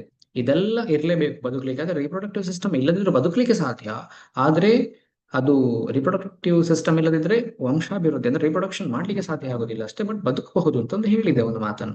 ಇಲ್ಲಿ ಆಪ್ಷನ್ಸ್ ನೋಡುವ, ನಾನು ಹೇಳಿದ ಮಾತು ಬರ್ತದ ಅಂತ. Option A replacement of dead organisms, ಅಂದ್ರೆ ಸತ್ತ ಜೀವಿಗಳ ಸ್ಥಾನ ತುಂಬುತ್ತದೆ. Option B the ultimate aim of living organisms, ಅಂದ್ರೆ ಜೀವಂತ ಜೀವಿಗಳ ಅಂತಿಮ ಗುರಿ. Option C addition of new species, ಅಂದ್ರೆ ಹೊಸ ಪ್ರಭೇದಗಳ ಸೇರ್ಪಡೆ ಮಾಡುತ್ತದೆ. Option D the continuation of species, ಅಂತ ಪ್ರಭೇದಗಳ ಮುಂದುವರಿಕೆಗಾಗಿ. ಈಗ ರೀಪ್ರೊಡಕ್ಷನ್ ಅಂದ್ರೆ ರೀಪ್ರೊಡಕ್ಷನ್ ಇಲ್ಲದೆ ಇದ್ರೆ ಬದುಕಲಿಕ್ಕೆ ಅಂತೂ ಖಂಡಿತ ಸಾಧ್ಯ ಇದೆ, ಅದಂತೂ ಗೊತ್ತಾಗಿದೆ. ಹಾಗಾಗಿ ರೀಪ್ರೊಡಕ್ಷನ್ ಯಾವ್ದಕ್ಕೆ ಇಂಪಾರ್ಟೆಂಟ್ ಅಂತ ಇಲ್ಲಿ ಕ್ವಶನ್ ಇರುವಂತಹದ್ದು. Option A replacement of dead organism, ಸತ್ತ ಆರ್ಗ್ಯಾನಿಸಮ್ ಅನ್ನು ರಿಪ್ಲೇಸ್ ಮಾಡ್ತದೆ ಅಂತ, ಅದಂತೂ ಸಾಧ್ಯ ಇಲ್ಲ ಅಲ್ವಾ. Option B the ultimate aim of living organism, ಒಂದು ಜೀವಿಯ ಏನು ಅದು ಅಲ್ಟಿಮೇಟ್ ಏಮ್, ಅದು ಅದೇ ಒಂದು ಗುರಿಯನ್ನಾಗಿಸಿರುವಂತಹದ್ದು, ಅದು ಸಹ ಆಪ್ಷನ್ ಸರಿ ಆನ್ಸರ್ ಆಗಿರ್ಬೋದಾ ನೋಡುವ. ಆಪ್ಷನ್ ಸಿ ಏನಿದೆ ನೋಡುವ, ಎಡಿಷನ್ ಆಫ್ ನ್ಯೂ ಸ್ಪೀಶೀಸ್, ಅಂದ್ರೆ ಹೊಸ ಪ್ರಭೇದಗಳ ಸೇರ್ಪಡೆ ಅಂತ. ಪ್ರಭೇದ ಅಂದ್ರೆ ಏನು, ಸ್ಪೀಶೀಸ್ ಅಂದ್ರೆ ಮನುಷ್ಯ ಒಂದು ಸ್ಪೀಶೀಸ್ ಆದ್ರೆ ಇನ್ನೊಂದು ನಾಯಿ ಅದು ಬೇರೆ ಸ್ಪೀಶೀಸ್. ಹೊಸ ಪ್ರಭೇದವನೀಗ ಮನುಷ್ಯ ನಾಯಿ ಇದು ಒಂದೇ ರೀಪ್ರೊಡಕ್ಷನ್ ಇದರಲ್ಲಿ ಬರ್ಲಿಕ್ಕೆ ಸಾಧ್ಯ ಇಲ್ಲ ಅಲ್ವಾ. ಹಾಗಾಗಿ ಅದೇ ಸ್ಪೀಶೀಸ್ ಆಗಿರ್ಬೇಕು. ಹಾಗಾಗಿ ಆಪ್ಷನ್ ಡಿ ಏನು ಹೇಳಿದ್ದಾರೆ, the continuation of the species, ಅಂದ್ರೆ ಅದೇ ಪ್ರಭೇದದ ಕಂಟಿನ್ಯೂಷನ್, ಅಂದ್ರೆ ಮನುಷ್ಯನಿಗೆ ಮಗುವೆ ಹುಟ್ಟುವಂಥದ್ದು, ನಾಯಿಗೆ ನಾಯಿ ಮರಿಗೆ ಹುಟ್ಟುವಂಥದ್ದು, ಈ ರೀತಿ. ಹಾಗಾಗಿ ಇಲ್ಲಿ option D is the correct answer. ಎಲ್ಲರೂ ನೋಟ್ ಮಾಡಿಕೊಳ್ತಿದ್ದೀರಲ್ಲ ನೀವು ಯಾವ ಆಪ್ಷನ್ ಅನ್ನು ಗೆಸ್ ಮಾಡಿದ್ರಿ ಅಂತ. ನೆಕ್ಸ್ಟ್ ಕ್ವಶನ್ ನೋಡುವ. Animals which undergo external fertilization such as fish and frogs lay eggs in hundreds so as to, ಅಂದ್ರೆ ಮೀನುಗಳು ಮತ್ತು ಕಪ್ಪೆಗಳಂತಹ ಬಾಹ್ಯ ಫಲೀಕರಣಕ್ಕೆ ಒಳಗಾಗುವ ಪ್ರಾಣಿಗಳು 100 ಮೊಟ್ಟೆಗಳನ್ನು ಇಡುತ್ತವೆ. ಏಕೆಂದರೆ ನಾನು ನಿನ್ನೆ ಹೇಳಿದೆ ಅಲ್ವಾ, ನಿನ್ನೆ ಕ್ಲಾಸಲ್ಲಿ ಹೇಳಿದೆ, ಇದು ತುಂಬಾ ಮೊಟ್ಟೆ, ಇದು ಹೊರಗಡೆ ಫರ್ಟಿಲೈಸೇಷನ್ ಆಗುವಂತಹ ಏನು ಪ್ರಾಣಿಗಳು, ಈ ಕಪ್ಪೆ ತುಂಬಾ ಮೊಟ್ಟೆ ಇಡ್ತದೆ ಹೊರಗಡೆ ನೀರಲ್ಲಿ ಅಂತ ಹೇಳಿದೆ. ಈ ನೀರಿನ ಹರಿವು ಜಾಸ್ತಿ ಇದ್ರೆ ಈ ಇಟ್ಟಂತಹ ಮೊಟ್ಟೆಗಳು ಹರಿದು ಹೋಗುವ ಸಾಧ್ಯತೆ ಆಗಿರ್ತದೆ. ಹಾಗಾಗಿ ಯಾವ್ದಾದ್ರು ಒಂದೆರಡು ಮೊಟ್ಟೆಗಳಾದ್ರೂ ಉಳ್ಕೊಂಡದ್ದು ಫರ್ಟಿಲೈಸ್ ಆಗಿ ಕಪ್ಪೆ ಆಗಬಹುದಾ? ಸಾಧ್ಯತೆ ಜಾಸ್ತಿ ಅಲ್ವಾ. ಈಗ ಒಂದು ಕಪ್ಪೆ ಒಂದೇ ಮೊಟ್ಟೆಯನ್ನು ನೀರಲ್ಲಿ ಇಟ್ರೆ ಅದೆಲ್ಲಾದ್ರೂ ಮಿಸ್ ಆದ್ರೆ ಆಯ್ತು, ಮತ್ತೆ ಇಲ್ಲ ಮೊಟ್ಟೆ ಅಲ್ವಾ. ಅದೇ ಒಂದು 100-200 ಮೊಟ್ಟೆ ಇಟ್ರೆ, ಒಂದು ಜೋರು ನೀರು ಬರುವಾಗ, ಮಳೆ ಬರುವಾಗ ಎಲ್ಲ ಮೊಟ್ಟೆ ಹೋದ್ರು ಸಹ ಒಂದು 4-5 ಅದ್ರೆಲ್ಲಾದ್ರೂ ಉಳ್ಕೊಳ್ಬಹುದಲ್ಲ, ಅದಾದ್ರೂ ಫರ್ಟಿಲೈಸ್ ಆಗಿ ಮತ್ತೆ ಹೊಸ ಕಪ್ಪೆ ಆಗ್ಬೋದಲ್ಲ. ಹಾಗಾಗಿ ಇಲ್ಲಿ ನಾನು ಹೇಳಿದಂತ ಈ ರೀಸನ್ ಆನ್ಸರ್ ಉಂಟು ನೋಡುವ ಆಪ್ಷನ್ಸ್ ಅಲ್ಲಿ. Option A, reproduce in large numbers, ಹೆಚ್ಚಿನ ಸಂಖ್ಯೆಯಲ್ಲಿ ಸಂತಾನೋತ್ಪತ್ತಿ ಮಾಡಲು. Option B, survive from odds of the nature, ಅಂದ್ರೆ ಪ್ರಕೃತಿಯ ವಿಲಕ್ಷಣಗಳಿಂದ ಬದುಕುಳಿಯಲು. Option C, dominate the ecosystem, ಅಂದ್ರೆ ಪರಿಸರ ವ್ಯವಸ್ಥೆಯಲ್ಲಿ ಪ್ರಾಬಲ್ಯ ಸಾಧಿಸಲು. Option D, avoid other organisms, ಇತರ ಜೀವಿಗಳಿಂದ ತಪ್ಪಿಸಿಕೊಳ್ಳಲು. ಹಾಗಿದ್ರೆ ನಾನು ಹೇಳಿದಂತ ರೀಸನ್ ಇಲ್ಲಿ ಆಪ್ಷನ್ ಬಿ ಗೆ ಸ್ಯಾಟಿಸ್ಫೈ ಮಾಡ್ತದೆ ಅಲ್ವಾ. Option B, survive from odds of the nature, ಅಂದ್ರೆ ಇಲ್ಲಿ ಏನು ಕಪ್ಪೆ ಎಕ್ಸಾಂಪಲ್ ನಾನು ಹೇಳಿದೆ, ತುಂಬಾ ನೀರು ಬಂದ್ರೆ ಕಪ್ಪೆಗಳ ಮೊಟ್ಟೆ ಇಟ್ಟಂತಹ ನೀರಲ್ಲಿ ಇಟ್ಟಂತಹ ಮೊಟ್ಟೆ ಎಲ್ಲ ಹರಿದು ಹೋಗ್ಬಹುದು. ಹಾಗಾಗಿ ತುಂಬಾ ಮೊಟ್ಟೆ ಇಟ್ಟರೆ ಯಾವ್ದಾದ್ರು ಒಂದೆರಡು ಮೊಟ್ಟೆ ಆದ್ರೂ ಉಳ್ಕೊಳ್ಬಹುದಲ್ಲ ಅಂತ ಕಪ್ಪೆ ತುಂಬಾ ಮೊಟ್ಟೆ ಇಡುವಂಥದ್ದು. ಹಾಗಾಗಿ ಇಲ್ಲಿ ಆಪ್ಷನ್ ಬಿ ಏನಿದೆ ಇದು ಕರೆಕ್ಟ್ ಆನ್ಸರ್. ಪ್ರಕೃತಿಯ ವಿಲಕ್ಷಣಗಳಿಂದ ಅಂದ್ರೆ survive from the odds of the nature, ಇದು ರೈಟ್ ಆನ್ಸರ್. ನೆಕ್ಸ್ಟ್ ಕ್ವಶನ್ ನೋಡುವ. ಹ್ಯೂಮನ್ ಓವಿಪ್ಯಾರಸ್ ಅಂದ್ರೆ ಮಾನವ ಅಂಡಜ ಹೌದಾ? ಗೆಸ್ ಮಾಡಿ ನೋಡುವ. Second option sheep viviparous ಇರಬಹುದಾ? ಕುರಿ ಜರಾಯುಜ ಅಂದ್ರೆ ನೋಡು. ಮೂರನೇ ಆಪ್ಷನ್ಸ್ ನೋಡುವ. ಹೆನ್ ವಿವಿ ಪ್ಯಾರಸ್, ಕೋಳಿ ಯಾವ ರೀತಿ ಮೊಟ್ಟೆ ಇಡ್ತದ ಅಥವಾ ಕೋಳಿಯ ಮರಿಯನ್ನೇ ಇಡ್ತದ? ಲಿಸಾರ್ಡ್ ಓವಿ ಪ್ಯಾರಸ್, ಹಲ್ಲಿ ಅಂಡಜ. ಇಲ್ಲಿ ಒಂದು ಎರಡೆರಡು ಕಾಂಬಿನೇಷನ್ ಕೊಟ್ಟಿದ್ದಾರೆ. ಮನುಷ್ಯ ಓವಿ ಪ್ಯಾರಸ್. ಓವಿ ಪ್ಯಾರಸ್ ಅಂದ್ರೆ ಎಂತ? ಮೊಟ್ಟೆ ಇಡುವಂತಹ ಪ್ರಾಣಿ. ವಿವಿ ಪ್ಯಾರಸ್ ಅಂದ್ರೆ ತನ್ನನ್ನೇ ಹೋಲುವಂತಹ ಮರಿ ಇಡುವ ಪ್ರಾಣಿ. ಹಾಗಿದ್ರೆ ಮನುಷ್ಯ ಮೊಟ್ಟೆ ಇಡ್ತಾನ? ಇಲ್ಲ. ಶೀಪ್ ವಿವಿ ಪ್ಯಾರಸ್, ಹೌದು, ಶೀಪ್ ತನ್ನನ್ನೇ ಹೋಲುವಂತಹ ಪ್ರಾಣಿಯೇ ಜನ್ಮ ಕೊಡ್ತದೆ. ಹೆನ್ ವಿವಿ ಪ್ಯಾರಸ್, ಹೌದಾ, ಕೋಳಿ ಅಥವಾ ಏನು ಇದು ತನ್ನನ್ನೇ ಹೋಲುವಂತ ಒಂದು ಇನ್ನೊಂದು ಪಕ್ಷಿಗೆ ಜನ್ಮ ಕೊಡ್ತದೆ? ಇಲ್ಲ ಅಲ್ವಾ. ಲಿಸಾರ್ಡ್, ಹೌದು, ಮೊಟ್ಟೆ ಇಟ್ಟದ್ದು ಇರಬಹುದು. ನಿಮಗೆ ಗೊತ್ತಿರ್ಲಿಕ್ಕಿಲ್ಲ, ಕೆಲವರಿಗೆ ಗೊತ್ತಿರಬಹುದು ಲಿಸಾರ್ಡ್ ಮೊಟ್ಟೆ ಇಡ್ತದೆ, ಹಲ್ಲಿ ಮೊಟ್ಟೆ ಇಡ್ತದೆ ಅಂತ. ಕೆಲವೊಮ್ಮೆ ಮನೆಯಲ್ಲೆಲ್ಲ ಕ್ಲೀನ್ ಮಾಡುವಾಗ, ಫೋಟೋ ಫ್ರೇಮ್ ತೆಗೆಯುವಾಗ ಎಲ್ಲ ಕೆಲವು ಹಳ್ಳಿಯ ಮೊಟ್ಟೆ ಎಲ್ಲ ಕೆಳಗೆ ಬಿದ್ದಿರಬಹುದು, ಕೆಲವರಿಗೆ ಅನುಭವ ಇರಬಹುದು. ಲಿಸಾರ್ಡ್ ಅಂತ ಬರೀ ಹಳ್ಳಿಯೇ ಅಲ್ಲ, ಅದಕ್ಕೆ ಆ ಜಾತಿಗೆ ಸೇರಿದಂತಹ ಬೇರೆ ಬೇರೆ ಪ್ರಾಣಿಗಳು ಇದೆ, ಇದರಲ್ಲಿ ಪ್ರಭೇದಗಳು ಸಹ.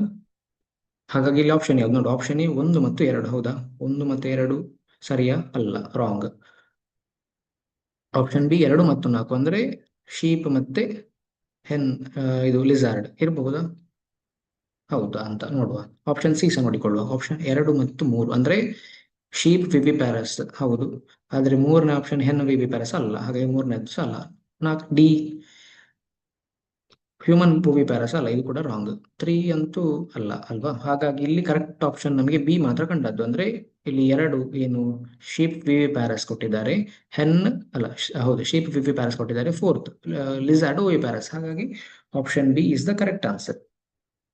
ಇದನ್ನು ಕೆಲವರು ಗೆಸ್ ಮಾಡಿರಬಹುದು, ಸ್ವಲ್ಪ ಸಿಂಪಲ್ ಆಗಿತ್ತು ಇದು, ಕನ್ಫ್ಯೂಷನ್ ಇಲ್ಲದ ಹಾಗೆ. Option B is the correct answer. Next question ನೋಡುವ. Animals in which external fertilization occurs commonly produce a large number of gametes. The most appropriate reason is. ಈ ಕ್ವಶನ್ ನಾವು ಹಿಂದಿನ ಒಂದು ಕ್ವಶನ್ ನೋಡಿದ್ದೇವಲ್ಲ, ಅದಕ್ಕೆ ರಿಲೇಟೆಡ್ ಆಗಿ ಉಂಟು. ಈಗ ನಿಮ್ಗೆ ಆನ್ಸರ್ ಬೇಗ ಮಾಡಬಹುದು, ಇದಕ್ಕೆ ಬೇಗ ಗೆಸ್ ಕೂಡ ಮಾಡಬಹುದು. ಬೇಗ ಗೆಸ್ ಮಾಡಿ ನೋಡುವ. ಬಾಹ್ಯ ಫಲೀಕರಣವು ಸಂಭವಿಸುವ ಪ್ರಾಣಿಗಳು ಸಾಮಾನ್ಯವಾಗಿ ಹೆಚ್ಚಿನ ಸಂಖ್ಯೆಯ ಲಿಂಗಾಣುಗಳನ್ನು ಉತ್ಪತ್ತಿ ಮಾಡುತ್ತವೆ. ಇದಕ್ಕೆ ಹೆಚ್ಚು ಸೂಕ್ತವಾದ ಕಾರಣ ಯಾವುದು ತಿಳ್ಕೊಳ್ಳುವ. Option A, water promotes production of large number of gametes, ಅಂದ್ರೆ ನೀರು ಹೆಚ್ಚಿನ ಸಂಖ್ಯೆಯ ಲಿಂಗಾಣುಗಳ ಉತ್ಪತ್ತಿಯನ್ನು ಉತ್ತೇಜಿಸುತ್ತದೆ. Option B, the animals are small in size and want to produce more offsprings. ಪ್ರಾಣಿಗಳು ಗಾತ್ರದಲ್ಲಿ ಚಿಕ್ಕದಾಗಿದ್ದು ಹೆಚ್ಚಿನ ಸಂತತಿಯನ್ನು ಉತ್ಪಾದಿಸಲು ಬಯಸುತ್ತದೆ. Option C, to ensure better chance of fertilisation, ಅಂದ್ರೆ ಆಪ್ಷನ್ ಸಿ ಅಲ್ಲಿ ಫಲೀಕರಣ ಖಚಿತಪಡಿಸಿಕೊಳ್ಳಲು. Option D, food is available in plenty in water, ನೀರಿನಲ್ಲಿ ಸಾಕಷ್ಟು ಪ್ರಮಾಣದಲ್ಲಿ ಆಹಾರ ಲಭ್ಯವಿದೆ ಅಂತ. ಇದರಲ್ಲಿ ಯಾವ ಆನ್ಸರ್ ನಿಮ್ಗೆ ಈಗಾಗಲೇ ನೀವು ಗೆಸ್ ಮಾಡಿರ್ಬೋದು, ಬಿಕಾಸ್ ಇದಕ್ಕೆ ಸಿಮಿಲರ್ ಕ್ವಶನ್ ಈ ಹಿಂದಿನದೊಂದಿತ್ತಲ್ಲ. ಹಾಗಾಗಿ ಇಲ್ಲಿ ಕರೆಕ್ಟ್ ಆನ್ಸರ್ ನಮಗೆ ಕಾಣುವಂಥದ್ದು ಆಪ್ಷನ್ ಸಿ ಅಲ್ವಾ. To ensure better chance of fertilisation ಅಂದ್ರೆ ತುಂಬಾ ಏನು ಈ ರೀತಿಯ ಮೊಟ್ಟೆ ಇಟ್ಟರೆ ಅಥವಾ ತುಂಬಾ ಫರ್ಟಿಲೈಸೇಷನ್ ಆಗ್ಲಿಕ್ಕೆ, ಎಕ್ಸ್ಟರ್ನಲ್ ಫರ್ಟಿಲೈಸೇಷನ್ ಅಲ್ಲಿ ತುಂಬಾ ಏನು ಕಪ್ಪೆ ಮೊಟ್ಟೆ ಇರ್ತದೆ, ಆಗ ಯಾವ್ದಾದ್ರು ಒಂದೆರಡು ಕಪ್ಪೆ, ಒಂದು 10 ಕಪ್ಪೆಯ ಫರ್ಟಿಲೈಸ್ ಆಗಿ ಅಡಲ್ಟ್ ಕಪ್ಪೆ ಆಗಬಹುದು. ಹಾಗಾಗಿ ಈ ಆನ್ಸರ್ ಇಲ್ಲಿ ಸರಿಯಾಗಿದೆ. ಫಲೀಕರಣ ಖಚಿತಪಡಿಸಿಕೊಳ್ಳಲು, ಆಪ್ಷನ್ ಸಿ. ನೆಕ್ಸ್ಟ್ ಕ್ವಶನ್ ನೋಡುವ. ಇಲ್ಲಿ ಕನ್ಫ್ಯೂಷನ್ ಆಗಬೇಡಿ, ಇಲ್ಲಿ 73 ಏನು ಕ್ವಶನ್ ಇದೆ, 73 ಅಂತ ಏನಿದೆ ಇದು ಡೈರೆಕ್ಟ್ ಆಗಿ 78ಗೆ ಯಾಕೆ ಹೋಯ್ತು ಅಂತ ಕನ್ಫ್ಯೂಷನ್ ಆಗಬೇಡಿ. ಯಾಕೆ ಹೇಳಿದ್ರೆ ನಾನು ಈ 2 ಚಾಪ್ಟರಿನ ಏನು ಕ್ವಶನ್ಸ್ ಅನ್ನು ಮಾತ್ರ ಪಿಕ್ ಮಾಡಿದ್ದು, ಅದರ ನಡುವಲ್ಲಿ ಬೇರೆ ಬೇರೆ ಚಾಪ್ಟರ್ಸ್, ಬಯಾಲಜಿಯದ್ದೇ ಬೇರೆ ಬೇರೆ ಚಾಪ್ಟರ್ಸ್ ಏನೋ ಕ್ವಶನ್ಸ್ ಅದರಲ್ಲಿ ಇನ್ಕ್ಲೂಡ್ ಆಗಿದೆ. ಹಾಗೆ ಅದನ್ನೆಲ್ಲ ಸೈಡಿಗೆ ಇಟ್ಟು ಇವತ್ತು ಈ ಚಾಪ್ಟರ್ಸ್ ಮೈಕ್ರೋ ಆರ್ಗಾನಿಸಮ್ಸ್ ಮತ್ತೆ ರಿಪ್ರೊಡಕ್ಷನ್ಗೆ ಸಂಬಂಧಪಟ್ಟ ಕ್ವಶನ್ಸ್ ಅನ್ನು ಮಾತ್ರ ಇಲ್ಲಿ ನಾನು ಡಿಸ್ಪ್ಲೇ ಮಾಡಿರುವಂತದ್ದು ಇವತ್ತು. ಈ ಕ್ವಶನ್ ಈಗ, in list A, type of asexual reproduction and list B, organisms are given. Choose the correctly matching option. ಅಂದ್ರೆ ಪಟ್ಟಿ ಎ ನಲ್ಲಿ ಅಲೈಂಗಿಕ ಸಂತಾನೋತ್ಪತ್ತಿಯ ಪ್ರಕಾರಗಳು ಮತ್ತು ಪಟ್ಟಿ ಬಿ ಯಲ್ಲಿ ಜೀವಿಗಳನ್ನು ನೀಡಲಾಗಿದೆ. ಸರಿಯಾಗಿ ಹೊಂದಿಕೆಯಾಗುವ ಆಯ್ಕೆಯನ್ನು ಮಾಡಿ. ಅಂದ್ರೆ ಇಲ್ಲಿ ಹೊಂದಿಸಿ ಬರೆಯಿರಿ ಅಥವಾ ಮ್ಯಾಚ್ ದ ಫಾಲೋವಿಂಗ್ ಏನ್ ನೋಡ್ತಿರಲ್ಲ ಆ ರೀತಿಯಾದಂಥದ್ದು ಇದು. ಮ್ಯಾಚ್ ದ ಫಾಲೋವಿಂಗ್, ಹೌದು, ಒಂದು ಫಸ್ಟ್ ಸ್ಟ್ಯಾಂಡರ್ಡ್ ಇಂದಲೇ ನಿಮಗೆ ಗೊತ್ತುಂಟು ಮ್ಯಾಚ್ ದ ಫಾಲೋವಿಂಗ್ ಮಾಡೋದು ಹೇಗೆ ಅಂತ. ಹಾಗೆ ಫಾಸ್ಟ್ ಆಗಿ ಮ್ಯಾಚ್ ದ ಫಾಲೋವಿಂಗ್ ಮಾಡಿ, ನೀವೇ ಮ್ಯಾಚ್ ದ ಫಾಲೋವಿಂಗ್ ಮಾಡಿ, ನೀವೇ ನಿಮ್ಮ ಗೆಸ್ಡ್ ಆನ್ಸರ್ ಅನ್ನು ಟಿಕ್ ಮಾಡಿ ಕೊಡಿ ನೋಡುವ. ಲಿಸ್ಟ್ ಎ ಮತ್ತು ಲಿಸ್ಟ್ ಬಿ ಅಲ್ಲಿ ಏನ್ ಕೊಟ್ಟಿದ್ದಾರೆ? ಲಿಸ್ಟ್ ಎ ಯಲ್ಲಿ ಒಂದು ಫಿಷನ್ ಅಂದ್ರೆ ಸ್ಪೈರೋಗೈರಾ ಕೊಟ್ಟಿದ್ದಾರೆ, ಅದರ ಎದುರಿಗೆ ಆಪ್ಷನ್ ಎ ಆಗಿ. ಸೆಕೆಂಡ್ ಫ್ರಾಗ್ಮೆಂಟೇಶನ್ ಅಂದ್ರೆ ಹೈಡ್ರಾ ಅಂತ ಕೊಟ್ಟಿದ್ದಾರೆ, ಅದರ ಎದುರಿಗೆ. ಥರ್ಡ್ ಒನ್ ರೀಜನರೇಷನ್ ಅಂದ್ರೆ ಬ್ರಯೋಫಿಲಮ್ ಅಂತ ಕೊಟ್ಟಿದ್ದಾರೆ. ಫೋರ್ತ್ ಒನ್ ಬಡ್ಡಿಂಗ್, ಇದಕ್ಕೆ ಪ್ಲನೇರಿಯಾ ಅಥವಾ ಅಮೀಬಾ ಅಂತ ಸಹ ಇನ್ನೊಂದು ಎಕ್ಸ್ಟ್ರಾ ಆಪ್ಷನ್ ಆಗಿ ಕೊಟ್ಟಿದ್ದಾರೆ. ಇದರಲ್ಲಿ ಯಾವ ಕಾಂಬಿನೇಷನ್ ಸರಿ ಉಂಟು?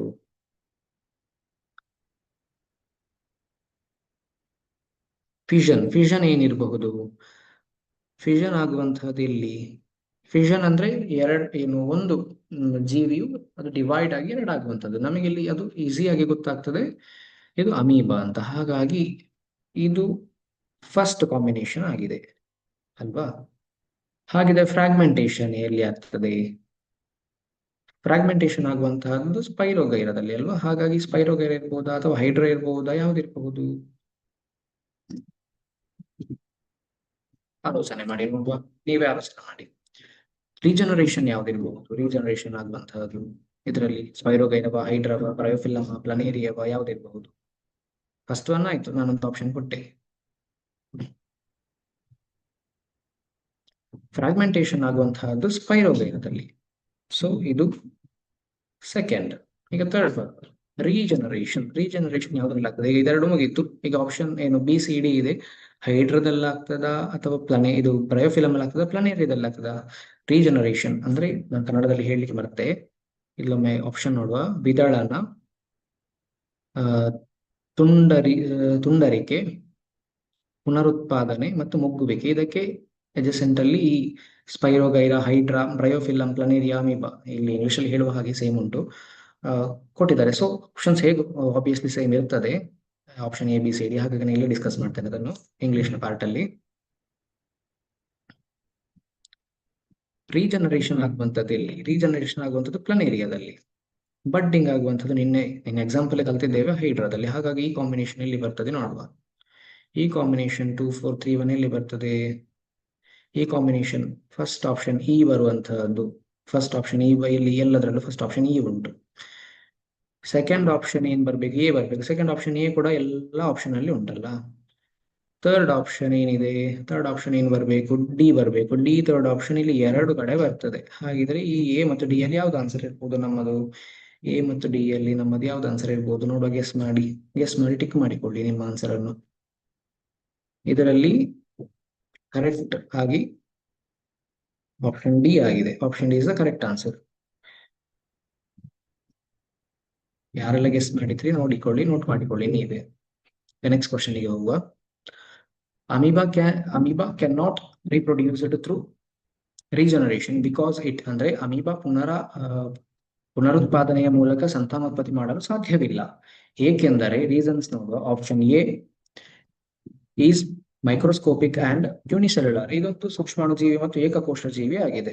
Option B is short in length, ಅಂದ್ರೆ ಇದು ಉದ್ದದಲ್ಲಿ ಚಿಕ್ಕದಾಗಿದೆ. Option C always lives in the favourable conditions, ಅಂದ್ರೆ ಯಾವಾಗಲೂ ಪ್ರತಿಕೂಲವಾದ ಪರಿಸ್ಥಿತಿಯಲ್ಲಿ ವಾಸಿಸುತ್ತದೆ. Option D can reproduce by regeneration times only, ಅಂದ್ರೆ ಪುನರುತ್ಪಾದನೆಯಿಂದ ಕೆಲವು ಬಾರಿ ಮಾತ್ರ ಸಂತಾನೋತ್ಪತ್ತಿ ಮಾಡಬಹುದು. ಇದರಲ್ಲಿ ಯಾವ್ದು ಆಪ್ಷನ್ ಇರ್ಬೋದು? ಯಾವ್ದು ಗೆಸ್ ಮಾಡಿ ನೋಡುವ. ಯಾವ್ದಿರ್ಬೋದು ಆಪ್ಷನ್? ಶಾರ್ಟ್ ಲೆಂತ್ ರೀಸನ್ ಆಗಿರ್ಲಿಕ್ಕಿಲ್ಲ ಅಲ್ಲ, ಅನ್ಫೇವರೇಬಲ್ ಕಂಡೀಷನ್ಸ್ ರೀಸನ್ ಆಗಿರ್ಲಿಕ್ಕಿಲ್ಲ ಅನಿಸ್ತದೆ ನೋಡುವಾಗ.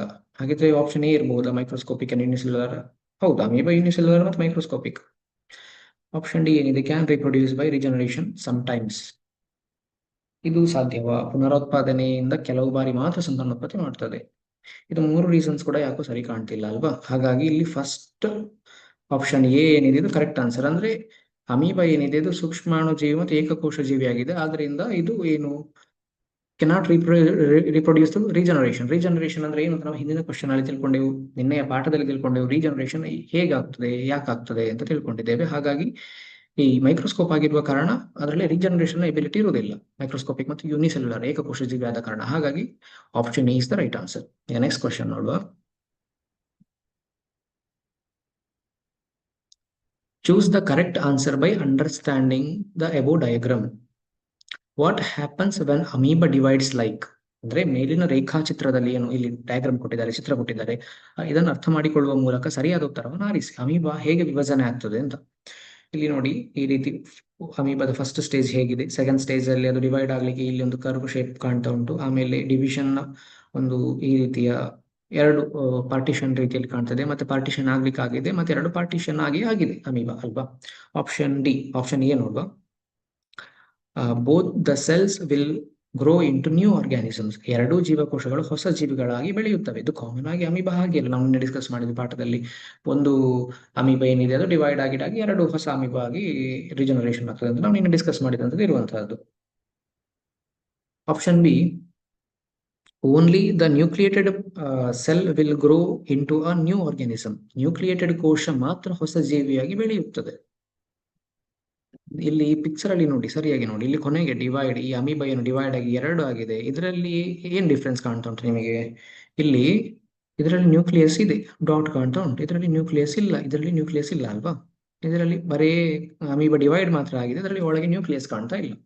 ಹಾಗೆ ಇಲ್ಲಿ ಆಪ್ಷನ್ ಬಿ ನೋಡಿ, only the nucleated cell will grow into a new organism, ಅಂದ್ರೆ ನ್ಯೂಕ್ಲಿಯೇಟೆಡ್ ಕೋಶ ಮಾತ್ರ ಹೊಸ ಜೀವಿಯಾಗಿ ಬೆಳೆಯುತ್ತದೆ. ಆಪ್ಷನ್ ಸಿ ಏನಿದೆ ನೋಡುವ. Only nucleated cell will grow into a new organism, ಅಂದ್ರೆ ನ್ಯೂಕ್ಲಿಯೇಟೆಡ್ ಇಲ್ಲದ ಕೋಶ ಮಾತ್ರ ಹೊಸ ಜೀವಿಯಾಗಿ ಬೆಳೆಯುತ್ತದೆ. ಹೌದಾ, ಆಗಿರಬಹುದಾ? ಆಪ್ಷನ್ ಡಿ ಸೊಮ್ಮೆ ನೋಡಿಕೊಳ್ಳುವ. Both the cells will not grow into new organisms, they will dye, ಅಂದ್ರೆ ಎರಡು ಜೀವಕೋಶಗಳು ಹೊಸ ಜೀವಿಗಳಾಗಿ ಬೆಳೆಯುವುದಿಲ್ಲ, ಅವು ಸಾಯ್ತವೆ ಅಂತ. ಈಗ ಇದರಲ್ಲಿ ಮೇನ್ ಡಿಫರೆನ್ಸ್ ಏನಿದೆ ಎರಡು ಈ ಡಿವಿಷನ್ಸ್ ಅಲ್ಲಿ? ಒಂದು ಏನು ಅಮೀಬಾದ ಒಳಗೆ ನ್ಯೂಕ್ಲಿಯಸ್ ಇದೆ, ಇನ್ನೊಂದು ಅಮೀಬಾದ ಒಳಗೆ ನ್ಯೂಕ್ಲಿಯಸ್ ಇಲ್ಲ ಅಲ್ವಾ. ಹಾಗಾಗಿ ಇದು ಯಾವುದು ಎರಡೂ ಬೆಳೀತದ, ಇದರಲ್ಲಿ ಒಂದು ಮಾತ್ರ ಬೆಳೀತದ, ಇದು ಯಾವುದು ನ್ಯೂಕ್ಲಿಯೇಟೆಡ್ ಮಾತ್ರ ಬೆಳೀತದ, ಇದು ನ್ಯೂಕ್ಲಿಯೇಟೆಡ್ ಅಲ್ಲದ್ದು ಬೆಳೀತದ ಅಂತ ಇಲ್ಲಿ ಆಪ್ಷನ್ಸ್ ಕೊಟ್ಟಿರುವಂತಹದ್ದು. ಆಕ್ಚುಲಿ ಕ್ವಶನ್ ಬ್ಯಾಂಕ್ ಅಲ್ಲಿ ಇಲ್ಲಿಗೆ ಕರೆಕ್ಟ್ ಆನ್ಸರ್ ಆಪ್ಷನ್ ಡಿ ಅಂತ ಕೊಟ್ಟಿದ್ದಾರೆ. Option D is the correct answer. ಅಂದ್ರೆ both the cells will not grow into new organisms, they will die ಅಂತ. ಆದ್ರೆ ನನಗನಿಸ್ತದೆ ಇದೊಂದು ರಾಂಗ್ ಆಪ್ಷನ್ ಆಗಿದೆ. ಯಾಕೆ ಹೇಳಿದ್ರೆ, ಈ ಏನು ಎರಡು ಡಿವಿಷನ್ ಆಗಿರುವಂತಹ ಅಮೀಬಾ ಏನಿದೆ ನೋಡಿ, ಇಲ್ಲಿ ನ್ಯೂಕ್ಲಿಯಸ್ ಇದ್ಮೇಲೆ ಈ ಅಮೀಬಾ ಜೀವಿಸ್ಲಿಕ್ಕೆ ಸಾಧ್ಯತೆ ಇರ್ತದೆ. ನ್ಯೂಕ್ಲಿಯಸ್ ಇಲ್ಲದೆ ಅದು ಜೀವಿಸ್ಲಿಕ್ಕೆ ಸಾಧ್ಯ ಇಲ್ಲ, ಯಾಕಂದ್ರೆ ಅಲ್ಲಿ ಯಾವುದೇ ಜೆನೆಟಿಕ್ ಇನ್ಫಾರ್ಮೇಶನ್ ಇರೋದಿಲ್ಲ. ಅದು ಮುಂದೆಗೆ ಯಾವ ರೀತಿ ಪ್ರಕ್ರಿಯೆ ನಡೆಸಬೇಕು ಹೇಳುವಂತ ಯಾವುದೇ ಇನ್ಫಾರ್ಮೇಶನ್ ನ್ಯೂಕ್ಲಿಯಸ್ ಅದರಲ್ಲಿ ಇರೋದಿಲ್ಲ. ಹಾಗಾಗಿ ಅದಂತೂ ಖಂಡಿತ ಆಯ್ತದೆ. ಹಾಗಾಗಿ ನ್ಯೂಕ್ಲಿಯಸ್ ಇದ್ದಂಥದ್ದು ಏನಾಗ್ತದೆ, ಅದು ಖಂಡಿತ ಬದುಕ್ತದಲ್ಲ. ಹಾಗಾಗಿ ಇಲ್ಲಿ only nucleated cell will grow into a new organism, ಇಲ್ಲಿ ಆಪ್ಷನ್ ಬಿ ನೋಡಿ, ಮತ್ತೆ ಆಪ್ಷನ್ ಸಿ ನೋಡಿ, only anucleated cell will grow into a new organism. ಇದು ಆಪ್ಷನ್ ಬಿ ಇಲ್ಲಿ ಕರೆಕ್ಟ್ ಆಗಿ ಕಾಣ್ತದೆ, ಆಪ್ಷನ್ ಸಿ ಕಂಪ್ಲೀಟ್ಲಿ ರಾಂಗ್. ಹಾಗಿದ್ರೆ both the cell will grow into new organism, option A ಕೂಡ ಅಲ್ಲ. ಹಾಗಿದ್ರೆ ಯಾವ್ದು ಸರಿ ಆನ್ಸರ್ ಇರಬಹುದು? ಇದು ಸ್ವಲ್ಪ ಕನ್ಫ್ಯೂಷನ್ ಕ್ರಿಯೇಟ್ ಮಾಡ್ತದೆ, ಬಿಕಾಸ್ ಇಲ್ಲಿ ಕ್ವಶನ್ ಬ್ಯಾಂಕ್ ಅಲ್ಲಿ ಕೊಟ್ಟಂತ ಆಪ್ಷನ್ ಕೂಡ ಇಲ್ಲಿ ರಾಂಗ್ ಆಗಿದೆ. ಆಪ್ಷನ್ ಡಿ ಕ್ವಶನ್ ಬ್ಯಾಂಕ್ ಅಲ್ಲಿ ಕೊಟ್ಟಂತದ್ದು, ಬಟ್ ಅದು ರಾಂಗ್ ನನ್ನ ಪ್ರಕಾರ. ಎರಡು ಜೀವಕೋಶಗಳು ಹೊಸ ಜೀವಿಗಳಾಗಿ ಬೆಳೆಯುವುದಿಲ್ಲ, ಅವು ಸಾಯುತ್ತವೆ. ಅದು ರಾಂಗ್. ಯಾಕೆ ಹೇಳಿದ್ರೆ ನ್ಯೂಕ್ಲಿಯೇಟೆಡ್ ಪಾರ್ಟ್ ಖಂಡಿತ ಬೆಳೀತದೆ. ಬೇರೆ ಆಪ್ಷನ್ಸ್ ಒಮ್ಮೆ ಹುಡುಕುವ. Option A both the cells will grow into new organism, ಹಾಗಾಗಿ ಆಪ್ಷನ್ ಎ ಕೂಡ ಇಲ್ಲಿ ಕರೆಕ್ಟ್ ಆನ್ಸರ್ ಅಲ್ಲ. ಈ ಕೂಡ ಕರೆಕ್ಟ್ ಆನ್ಸರ್ ಅಲ್ಲ. Only the nucleated cell will grow in to a new organism. ಹೌದು, ನಾನು ಹೇಳಿದ ಹಾಗೆ ಹೌದಲ್ಲ. ಇದರಲ್ಲಿ ನ್ಯೂಕ್ಲಿಯಸ್ ಇರುವಂತಹ ಸೆಲ್ ಬೆಳೀತದೆ. Only a nucleated cell will grow in to a new. ಇಲ್ಲ, ನ್ಯೂಕ್ಲಿಯಸ್ ಇಲ್ಲದ ಏನು ಒಂದು ಸೆಲ್ ಅದು ಬೆಳೀಲಿಕ್ಕೆ ಸಾಧ್ಯವೇ ಇಲ್ಲ. ಹಾಗಾಗಿ ಇಲ್ಲಿ option B is the correct answer. Option B is the correct answer. ಆದ್ರೆ ಇಲ್ಲಿ ನಿಮಗೆ ಕ್ವಶನ್ ಬ್ಯಾಂಕ್ ಅಲ್ಲಿ ಡಿ ಕರೆಕ್ಟ್ ಆನ್ಸರ್ ಅಂತ ಕೊಟ್ಟಿದ್ದಾರೆ, ಅದೇನೋ ಬೈ ಮಿಸ್ಟೇಕ್ ಆಗಿರ್ಬೋದು, ಬಟ್ ಇಲ್ಲಿ ಕ್ಲಿಯರ್ ಆಗಿ option B is the correct answer. ಈಗ ನೆಕ್ಸ್ಟ್ ಕ್ವಶನ್ ನೋಡುವ. Choose the correct sequence of stages during reproduction by understanding the above diagram. ಮೇಲಿರುವ ರೇಖಾಚಿತ್ರಗಳನ್ನು ಅರ್ಥ ಮಾಡಿಕೊಳ್ಳುವ ಮೂಲಕ ಸಂತಾನೋತ್ಪತ್ತಿ ಸಮಯದಲ್ಲಿ ನಡೆಯುವ ಹಂತಗಳ ಸರಿಯಾದ ಅನುಕ್ರಮಣ ಆರಿಸಿ. ಈಗ ಆಪ್ಷನ್ ನೋಡುವ. ಈ ಫಸ್ಟ್ ಡಯಾಗ್ರಾಮ್ ನೋಡಿ, ಸೆಕೆಂಡ್ ಡಯಾಗ್ರಾಮ್, ಥರ್ಡ್, ಫೋರ್ತ್ ಅಲ್ವಾ. ಆಪ್ಷನ್ ಎ ಏನಿದೆ, ಫಸ್ಟ್ ಒನ್ ಓವಮ್ ಅಂತ ಇದೆ, ಹೌದಾ? First one ovum. Second one fertilisation ಅಂತ ಇದೆ, second one fertilisation. Third one embryo ಅಂತ ಇದೆ, ಥರ್ಡ್ ಒನ್ ಎಂಬ್ರಿಯೋ, ಹೌದಾ ಇದು? ಫೋರ್ತ್ ಒನ್ ಫೀಟಸ್ ಅಂತ ಇದೆ, ಇದು ಫೀಟಸ್, ಹೌದಾ? ಆಪ್ಷನ್ ಎ ಈ ರೀತಿ. ಆಪ್ಷನ್ ಬಿ ಏನಿದೆ, ಫಸ್ಟ್ ಒನ್ ಓಮ್ ಅಂತ ಇದೆ.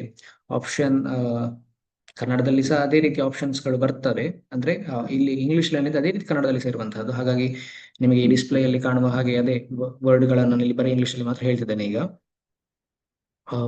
ಸೆಕೆಂಡ್ ಒನ್ ಫರ್ಟಿಲೈಸೇಷನ್, ಹೌದು. ಥರ್ಡ್ ಒನ್ ಝೈಗೋಟೆ, ಝೈಗೋಟೆ ಆಗಿರಬಹುದಾ? ಫೋರ್ತ್ ಒನ್ ಫೀಟಸ್ ಆಗಿರಬಹುದಾ? ಆಪ್ಷನ್ ಸಿ ಏನಾಗಿರಬಹುದು? First one ovum, second one fertilization, ಈ ರೀತಿ ಬೇರೆ ಬೇರೆ ಕಾಂಬಿನೇಷನ್ ಕೊಟ್ಟಿರುವಂತಹದ್ದು. ಈಗ ನಾವು ಇಲ್ಲಿ ಪಿಕ್ಚರ್ ಅಲ್ಲೇ ನೋಡುವ. ಫಸ್ಟ್ ಒನ್ ಏನಿದು? ಫಸ್ಟ್ ಒನ್ ಓವಮ್, ಹೌದಾ? ಕ್ಲಿಯರ್ ಆಗಿ ನಾವು ನಿನ್ನೆ ನೋಡಿದ್ದೇವೆ, ಇದು ಓವಮ್, ಹೌದಲ್ಲ? ಸೆಕೆಂಡ್ ಒನ್ ಇಲ್ಲಿ ನೋಡಿ, ಇದೊಂದು ಓವಮ್ ಆಗಿರ್ತದೆ. ಈ ಓವಮ್ಮಿಗೆ ಸ್ಪರ್ಮ್ ಬಂದು ಅಟ್ಯಾಚ್ ಆಗಿರುವಂತದ್ದು ಡಯಾಗ್ರಾಮ್ ಕಾಣಬಹುದು. ಇದಕ್ಕೆ ಏನ್ ಹೇಳ್ತಾರೆ?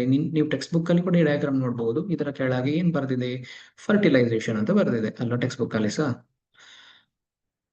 ಫರ್ಟಿಲೈಸೇಷನ್ ಅಂತ ಬರ್ದಿದೆ. ಈ ಪಿಕ್ಚರ್ ನೋಡಿ, ಇಲ್ಲಿ ಫರ್ಟಿಲೈಸೇಷನ್ ಒಳಗೆ ಒಂದು ನ್ಯೂಕ್ಲಿಯಸ್ ಕಾಣ್ತಾ ಉಂಟು ನಿಮಗೆ. ಇಲ್ಲಿ ಕೂಡ ನ್ಯೂಕ್ಲಿಯಸ್, ಎರಡು ನ್ಯೂಕ್ಲಿಯಸ್ ಉಂಟು. ಅಂದ್ರೆ ಇದು ಆಲ್ರೆಡಿ ಓವಮ್ ಅಲ್ಲಿ ಇದ್ದ ನ್ಯೂಕ್ಲಿಯಸ್ ಇದು. ಈ ನ್ಯೂಕ್ಲಿಯಸ್ ಸ್ಪರ್ಮ್ ಇಂದ ಬಂದಂತಹ ನ್ಯೂಕ್ಲಿಯಸ್, ಇದು ಎರಡು ಸೇರ್ತಾ ಉಂಟು. ಹಾಗಾಗಿ ಈ ಸ್ಟೇಜ್ ಅನ್ನು ಝೈಗೋಟ್ ಅಂತ ಕರೆದಿದ್ದಾರೆ ಅಲ್ವಾ? ಇದನ್ನು ಈ ಸ್ಟೇಜ್ ಅನ್ನು ಝೈಗೋಟ್ ಅಂತ ಕರೆದಿದ್ದಾರೆ. ಹಾಗಾಗಿ ಇದು ಝೈಗೋಟ್. ಇದೇನು ಫೀಟಸ್ ಅಂತ ನಾನು ನಿನ್ನೆ ಫೀಟಸ್ ಒಂದು ಡೆಫಿನಿಷನ್ ಹೇಳಿದೆ. ಫೀಟಸ್ ಆಗ್ಬೇಕಿದ್ರೆ ಒಂದು ಎಂಬ್ರಿಯೋದಲ್ಲಿ ಕೈ, ಕಾಲು, ತಲೆ ಇದನ್ನೆಲ್ಲ ಬೇರ್ಪಡಿಸ್ಲಿಕ್ಕೆ ನಮಗೆ ವಿಜುವಲಿ ಕಣ್ಣಾರೆ ಅದು ಗೊತ್ತಾಗುವ ಸ್ಟೇಜ್ ಅನ್ನು ಮಾತ್ರ ಫೀಟಸ್ ಅಂತ ಕರೆಯುವಂತಹದ್ದು. ಇದರಲ್ಲಿ ಯಾವುದೇ ಕೈ ಕಾಲಿನ ಡಿವಿಷನ್ ಮಾಡ್ಲಿಕ್ಕೆ ಕಾಣ್ತಿಲ್ಲ. ಹಾಗಾಗಿ ಇದು ಎಂಬ್ರಿಯೋವೇ ಆಗಿರ್ತದೆ ಅಲ್ಲ, ಇದು ಎಂಬ್ರಿಯೋ. ಹಾಗಾಗಿ ಈ ಕಾಂಬಿನೇಷನ್ ಬರುವಂತಹ ಆನ್ಸರ್ ಇಲ್ಲಿ ಉಂಟು ನೋಡುವ. ಇದರಲ್ಲಿ ಓವಮ್ ಮತ್ತೆ ಫರ್ಟಿಲೈಸೇಷನ್, ಝೈಗೋಟ್ ಎಲ್ಲಿ ಕಾಣ್ತದೆ? Zygote, embryo. ಇದರಲ್ಲಿ option C is the correct answer. C.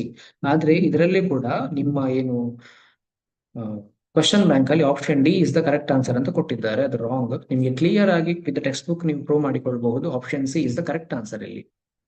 ಈಗ ನೆಕ್ಸ್ಟ್ ಕ್ವಶನ್ ನೋಡುವ. ಇದು last question. In amoeba food is digested in below organelle. ಅಮೀಬಾದಲ್ಲಿ ಆಹಾರವು ಕೆಳಗಿನ ಕಣದಂಗದಲ್ಲಿ ಜೀರ್ಣವಾಗುತ್ತದೆ. Option A food vacuole. Option A is the food vacuole. Option B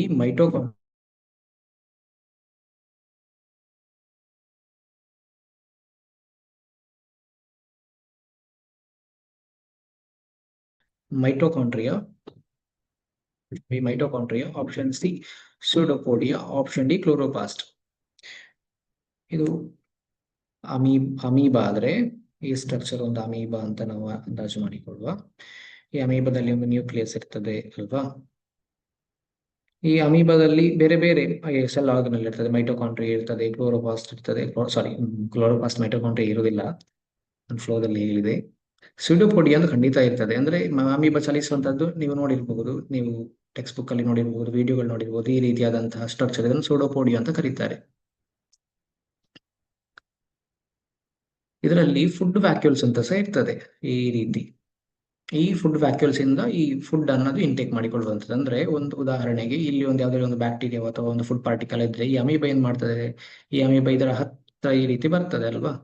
ಈ ರೀತಿ ಬಂದು ಫುಡ್ ಅನ್ನು ಹೇಗೆ ತಿಂತದೆ ಹೇಳಿದ್ರೆ, ಈ ಫುಡ್ ಪಾರ್ಟಿಕಲ್ ಆದ್ರೆ ಅಮೀಬಾ ಫಸ್ಟ್ ಸ್ಟೇಜ್ ಅಲ್ಲಿ ಫುಡ್ಡಿನ ಸುತ್ತ ತನ್ನ ದೇಹವನ್ನು ಈ ರೀತಿ ಬೆಳೆಸಿಕೊಳ್ತಾ ಹೋಗ್ತದೆ.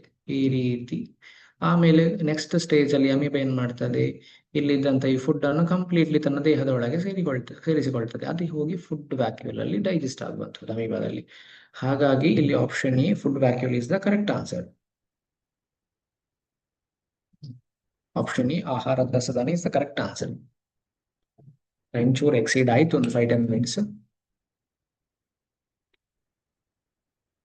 ನಾನು ನಿಮಗೆ ಕೆಲವು ಎಕ್ಸಾಮ್ಗಳ ಬಗ್ಗೆ ಇನ್ಸ್ಟ್ರಕ್ಷನ್ ಕೊಟ್ಟೆ, ಯಾವ ರೀತಿ ಒಂದು ಕ್ವಶನ್ ಅನ್ನು ಓದಬೇಕು, ಯಾವುದೇ ವರ್ಡ್ ಲೆಟರ್ ಬಿಡದಂತೆ ಓದಬೇಕು. ನನಗೆ ಸಹ ತುಂಬಾ ಕನ್ಫ್ಯೂಷನ್ಸ್ ಆಯ್ತು ಕ್ವಶನ್ ಓದುವಾಗ, ನನಗೆ ಏನು ಕನ್ಫ್ಯೂಷನ್ಸ್ ಆಯ್ತು. ಇನ್ನು ಎಕ್ಸಾಮ್ ಫೇಸ್ ಮಾಡುವಾಗ ನಿಮಗೂ ಸಹ ಕನ್ಫ್ಯೂಷನ್ ಆಗುವ ಸಾಧ್ಯತೆಗಳು ಜಾಸ್ತಿ ಇರ್ತದೆ. ಹಾಗಾಗಿ ಎಕ್ಸಾಮ್ ಅಲ್ಲಿ ಕೂತ ಮೇಲೆ ಎಕ್ಸಾಮ್ ಅಲ್ಲಿ ಏನು ನೀವು ಮಲ್ಟಿಪಲ್ ಚಾಯ್ಸ್ ಅನ್ನು ಚೂಸ್ ಮಾಡ್ಲಿಕ್ಕೆ ಹೋಗ್ತೀರಿ, ಕ್ವಶನ್ಸ್ ಅನ್ನು ಕರೆಕ್ಟ್ ಆಗಿ ಕ್ಲಿಯರ್ ಆಗಿ ಓದಿ, ಯಾವುದೇ ಅದರಲ್ಲಿ ಗಡಿಬಿಡಿ ಮಾಡಬೇಡಿ ಓದ್ಲಿಕ್ಕೆ. ಸಮಾಧಾನಕ್ಕೆ ಅರ್ಥ ಮಾಡಿಕೊಂಡು ಪ್ರತಿಯೊಂದು ಅಕ್ಷರ ಬಿಡದೆ, ಪ್ರತಿಯೊಂದು ಪದಗಳನ್ನು ಬಿಡದೆ ಕ್ಲಿಯರ್ ಆಗಿ ಓದಿಕೊಳ್ಳಿ. ಆಪ್ಷನ್ಸ್ ಗಳನ್ನು ಅಷ್ಟೇ ಕರೆಕ್ಟ್ ಆಗಿ ನೋಡಿಕೊಳ್ಳಿ. ನಮಗೆ ಕನ್ಫ್ಯೂಷನ್ ಆಗುವ ರೀತಿಯಲ್ಲಿ ಕೆಲವು ಕ್ವಶನ್ಸ್ ಇತ್ತು, ನಾನು ಕೂಡ ಕನ್ಫ್ಯೂಷನ್ ಆದೆ. ಅದೇ ರೀತಿ ನಿಮಗೂ ಕನ್ಫ್ಯೂಷನ್ ಆಗಬಹುದು, ಬಟ್ ಅದು ಆಗ್ಬಾರ್ದು. ಅದಕ್ಕೋಸ್ಕರ ಕರೆಕ್ಟ್ ಆಗಿ ನೋಡಿಕೊಳ್ಳಿ ಕ್ವಶನ್ಸ್ ಅನ್ನು, ಪ್ರತಿಯೊಂದನ್ನು. ಟೈಮ್ ಎಲ್ಲ ವೇಸ್ಟ್ ಮಾಡಬೇಡಿ. ಒಂದು ಕ್ವಶನ್ಗೆ ಆನ್ಸರ್ ನೆನಪಾಗ್ತಿಲ್ಲ, ಗೊತ್ತಾಗ್ತಿಲ್ಲ, ಇದೆಲ್ಲ ಆಲೋಚನೆ ಮಾಡಿದಾಗ ಈ ರೀತಿ ಕೂಡ ಮಾಡಬೇಡಿ.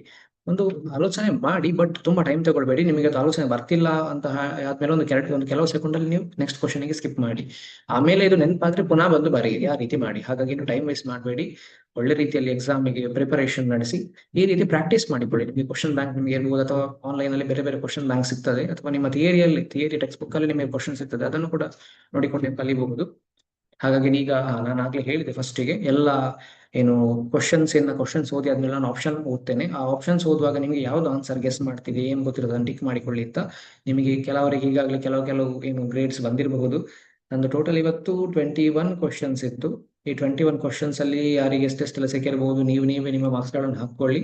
ನಿಮ್ಮ ಮಾರ್ಕ್ಸ್ ಗಳ ಮೇಲೆ ನಿಮ್ಮನ್ನು ನೀವೇ ಜಡ್ಜ್ ಮಾಡಿಕೊಳ್ಳಿ. ನೀವು ಇನ್ನೂ ಪ್ರಿಪರೇಷನ್ ಮಾಡ್ಬೇಕಾ, ನೀವು ಏನು ಪ್ರಿಪರೇಷನ್ ಮಾಡದೆ ಎಷ್ಟು ಮಾರ್ಕ್ಸ್ ತೆಗೆದ್ರಿ, ಪ್ರಿಪರೇಷನ್ ಮಾಡಿದ ಮೇಲೂ ತುಂಬಾ ಕಡಿಮೆ ಬಂತ, ಈ ರೀತಿ ನಿಮ್ಮ ನೀವೇ ಜಡ್ಜ್ ಮಾಡಿಕೊಂಡು ಮುಂದಕ್ಕೆ ಹೇಗೆ ಪ್ರಿಪೇರ್ ಮಾಡ್ಬೇಕು ಅಂತ ಇನ್ನು ಇರುವ ಟೈಮಲ್ಲಿ ಒಳ್ಳೆ ರೀತಿಯಲ್ಲಿ ಪ್ರಿಪರೇಷನ್ ಮಾಡಿಕೊಳ್ಳಿ. ಅದಕ್ಕೆ ಒಳ್ಳೆ ಗೈಡೆನ್ಸ್ ತಗೊಳ್ಳಿ, ನಿಮ್ಮ ಸ್ಕೂಲಲ್ಲಿ ಇರಬಹುದು ಅಥವಾ ನಿಮ್ಮ ಫ್ರೆಂಡ್ಸ್ ಗಳ ಹತ್ರ ಇರಬಹುದು. ಒಳ್ಳೆ ರೀತಿಯಲ್ಲಿ ಇದ್ದಂತ ಟೈಮ್ ಅನ್ನು ಯುಟಿಲೈಸ್ ಮಾಡಿಕೊಳ್ಳಿ. ಒಳ್ಳೆ ರೀತಿಯಲ್ಲಿ ಎಕ್ಸಾಮಿಗೆ ಪ್ರಾಕ್ಟೀಸ್ ಮಾಡಿ. ಎಲ್ರಿಗೂ ಆಲ್ ದ ಬೆಸ್ಟ್. ಇನ್ನು ನಾವು ನೆಕ್ಸ್ಟ್ ವೀಕಿನ ಕ್ಲಾಸ್ ಅಲ್ಲಿ ಸಿಗುವ. ನೆಕ್ಸ್ಟ್ ವೀಕ್ ನ ತನಕ ಒಳ್ಳೆ ರೀತಿ ಪ್ರಾಕ್ಟೀಸ್ ಮಾಡಿ, ರೀಕಾಲ್ ಮಾಡ್ತಾ ಇರಿ. ಕ್ಲಾಸ್ ಕೇಳಿದ ಎಲ್ಲರಿಗೂ ಥ್ಯಾಂಕ್ ಯು ಸೋ ಮಚ್.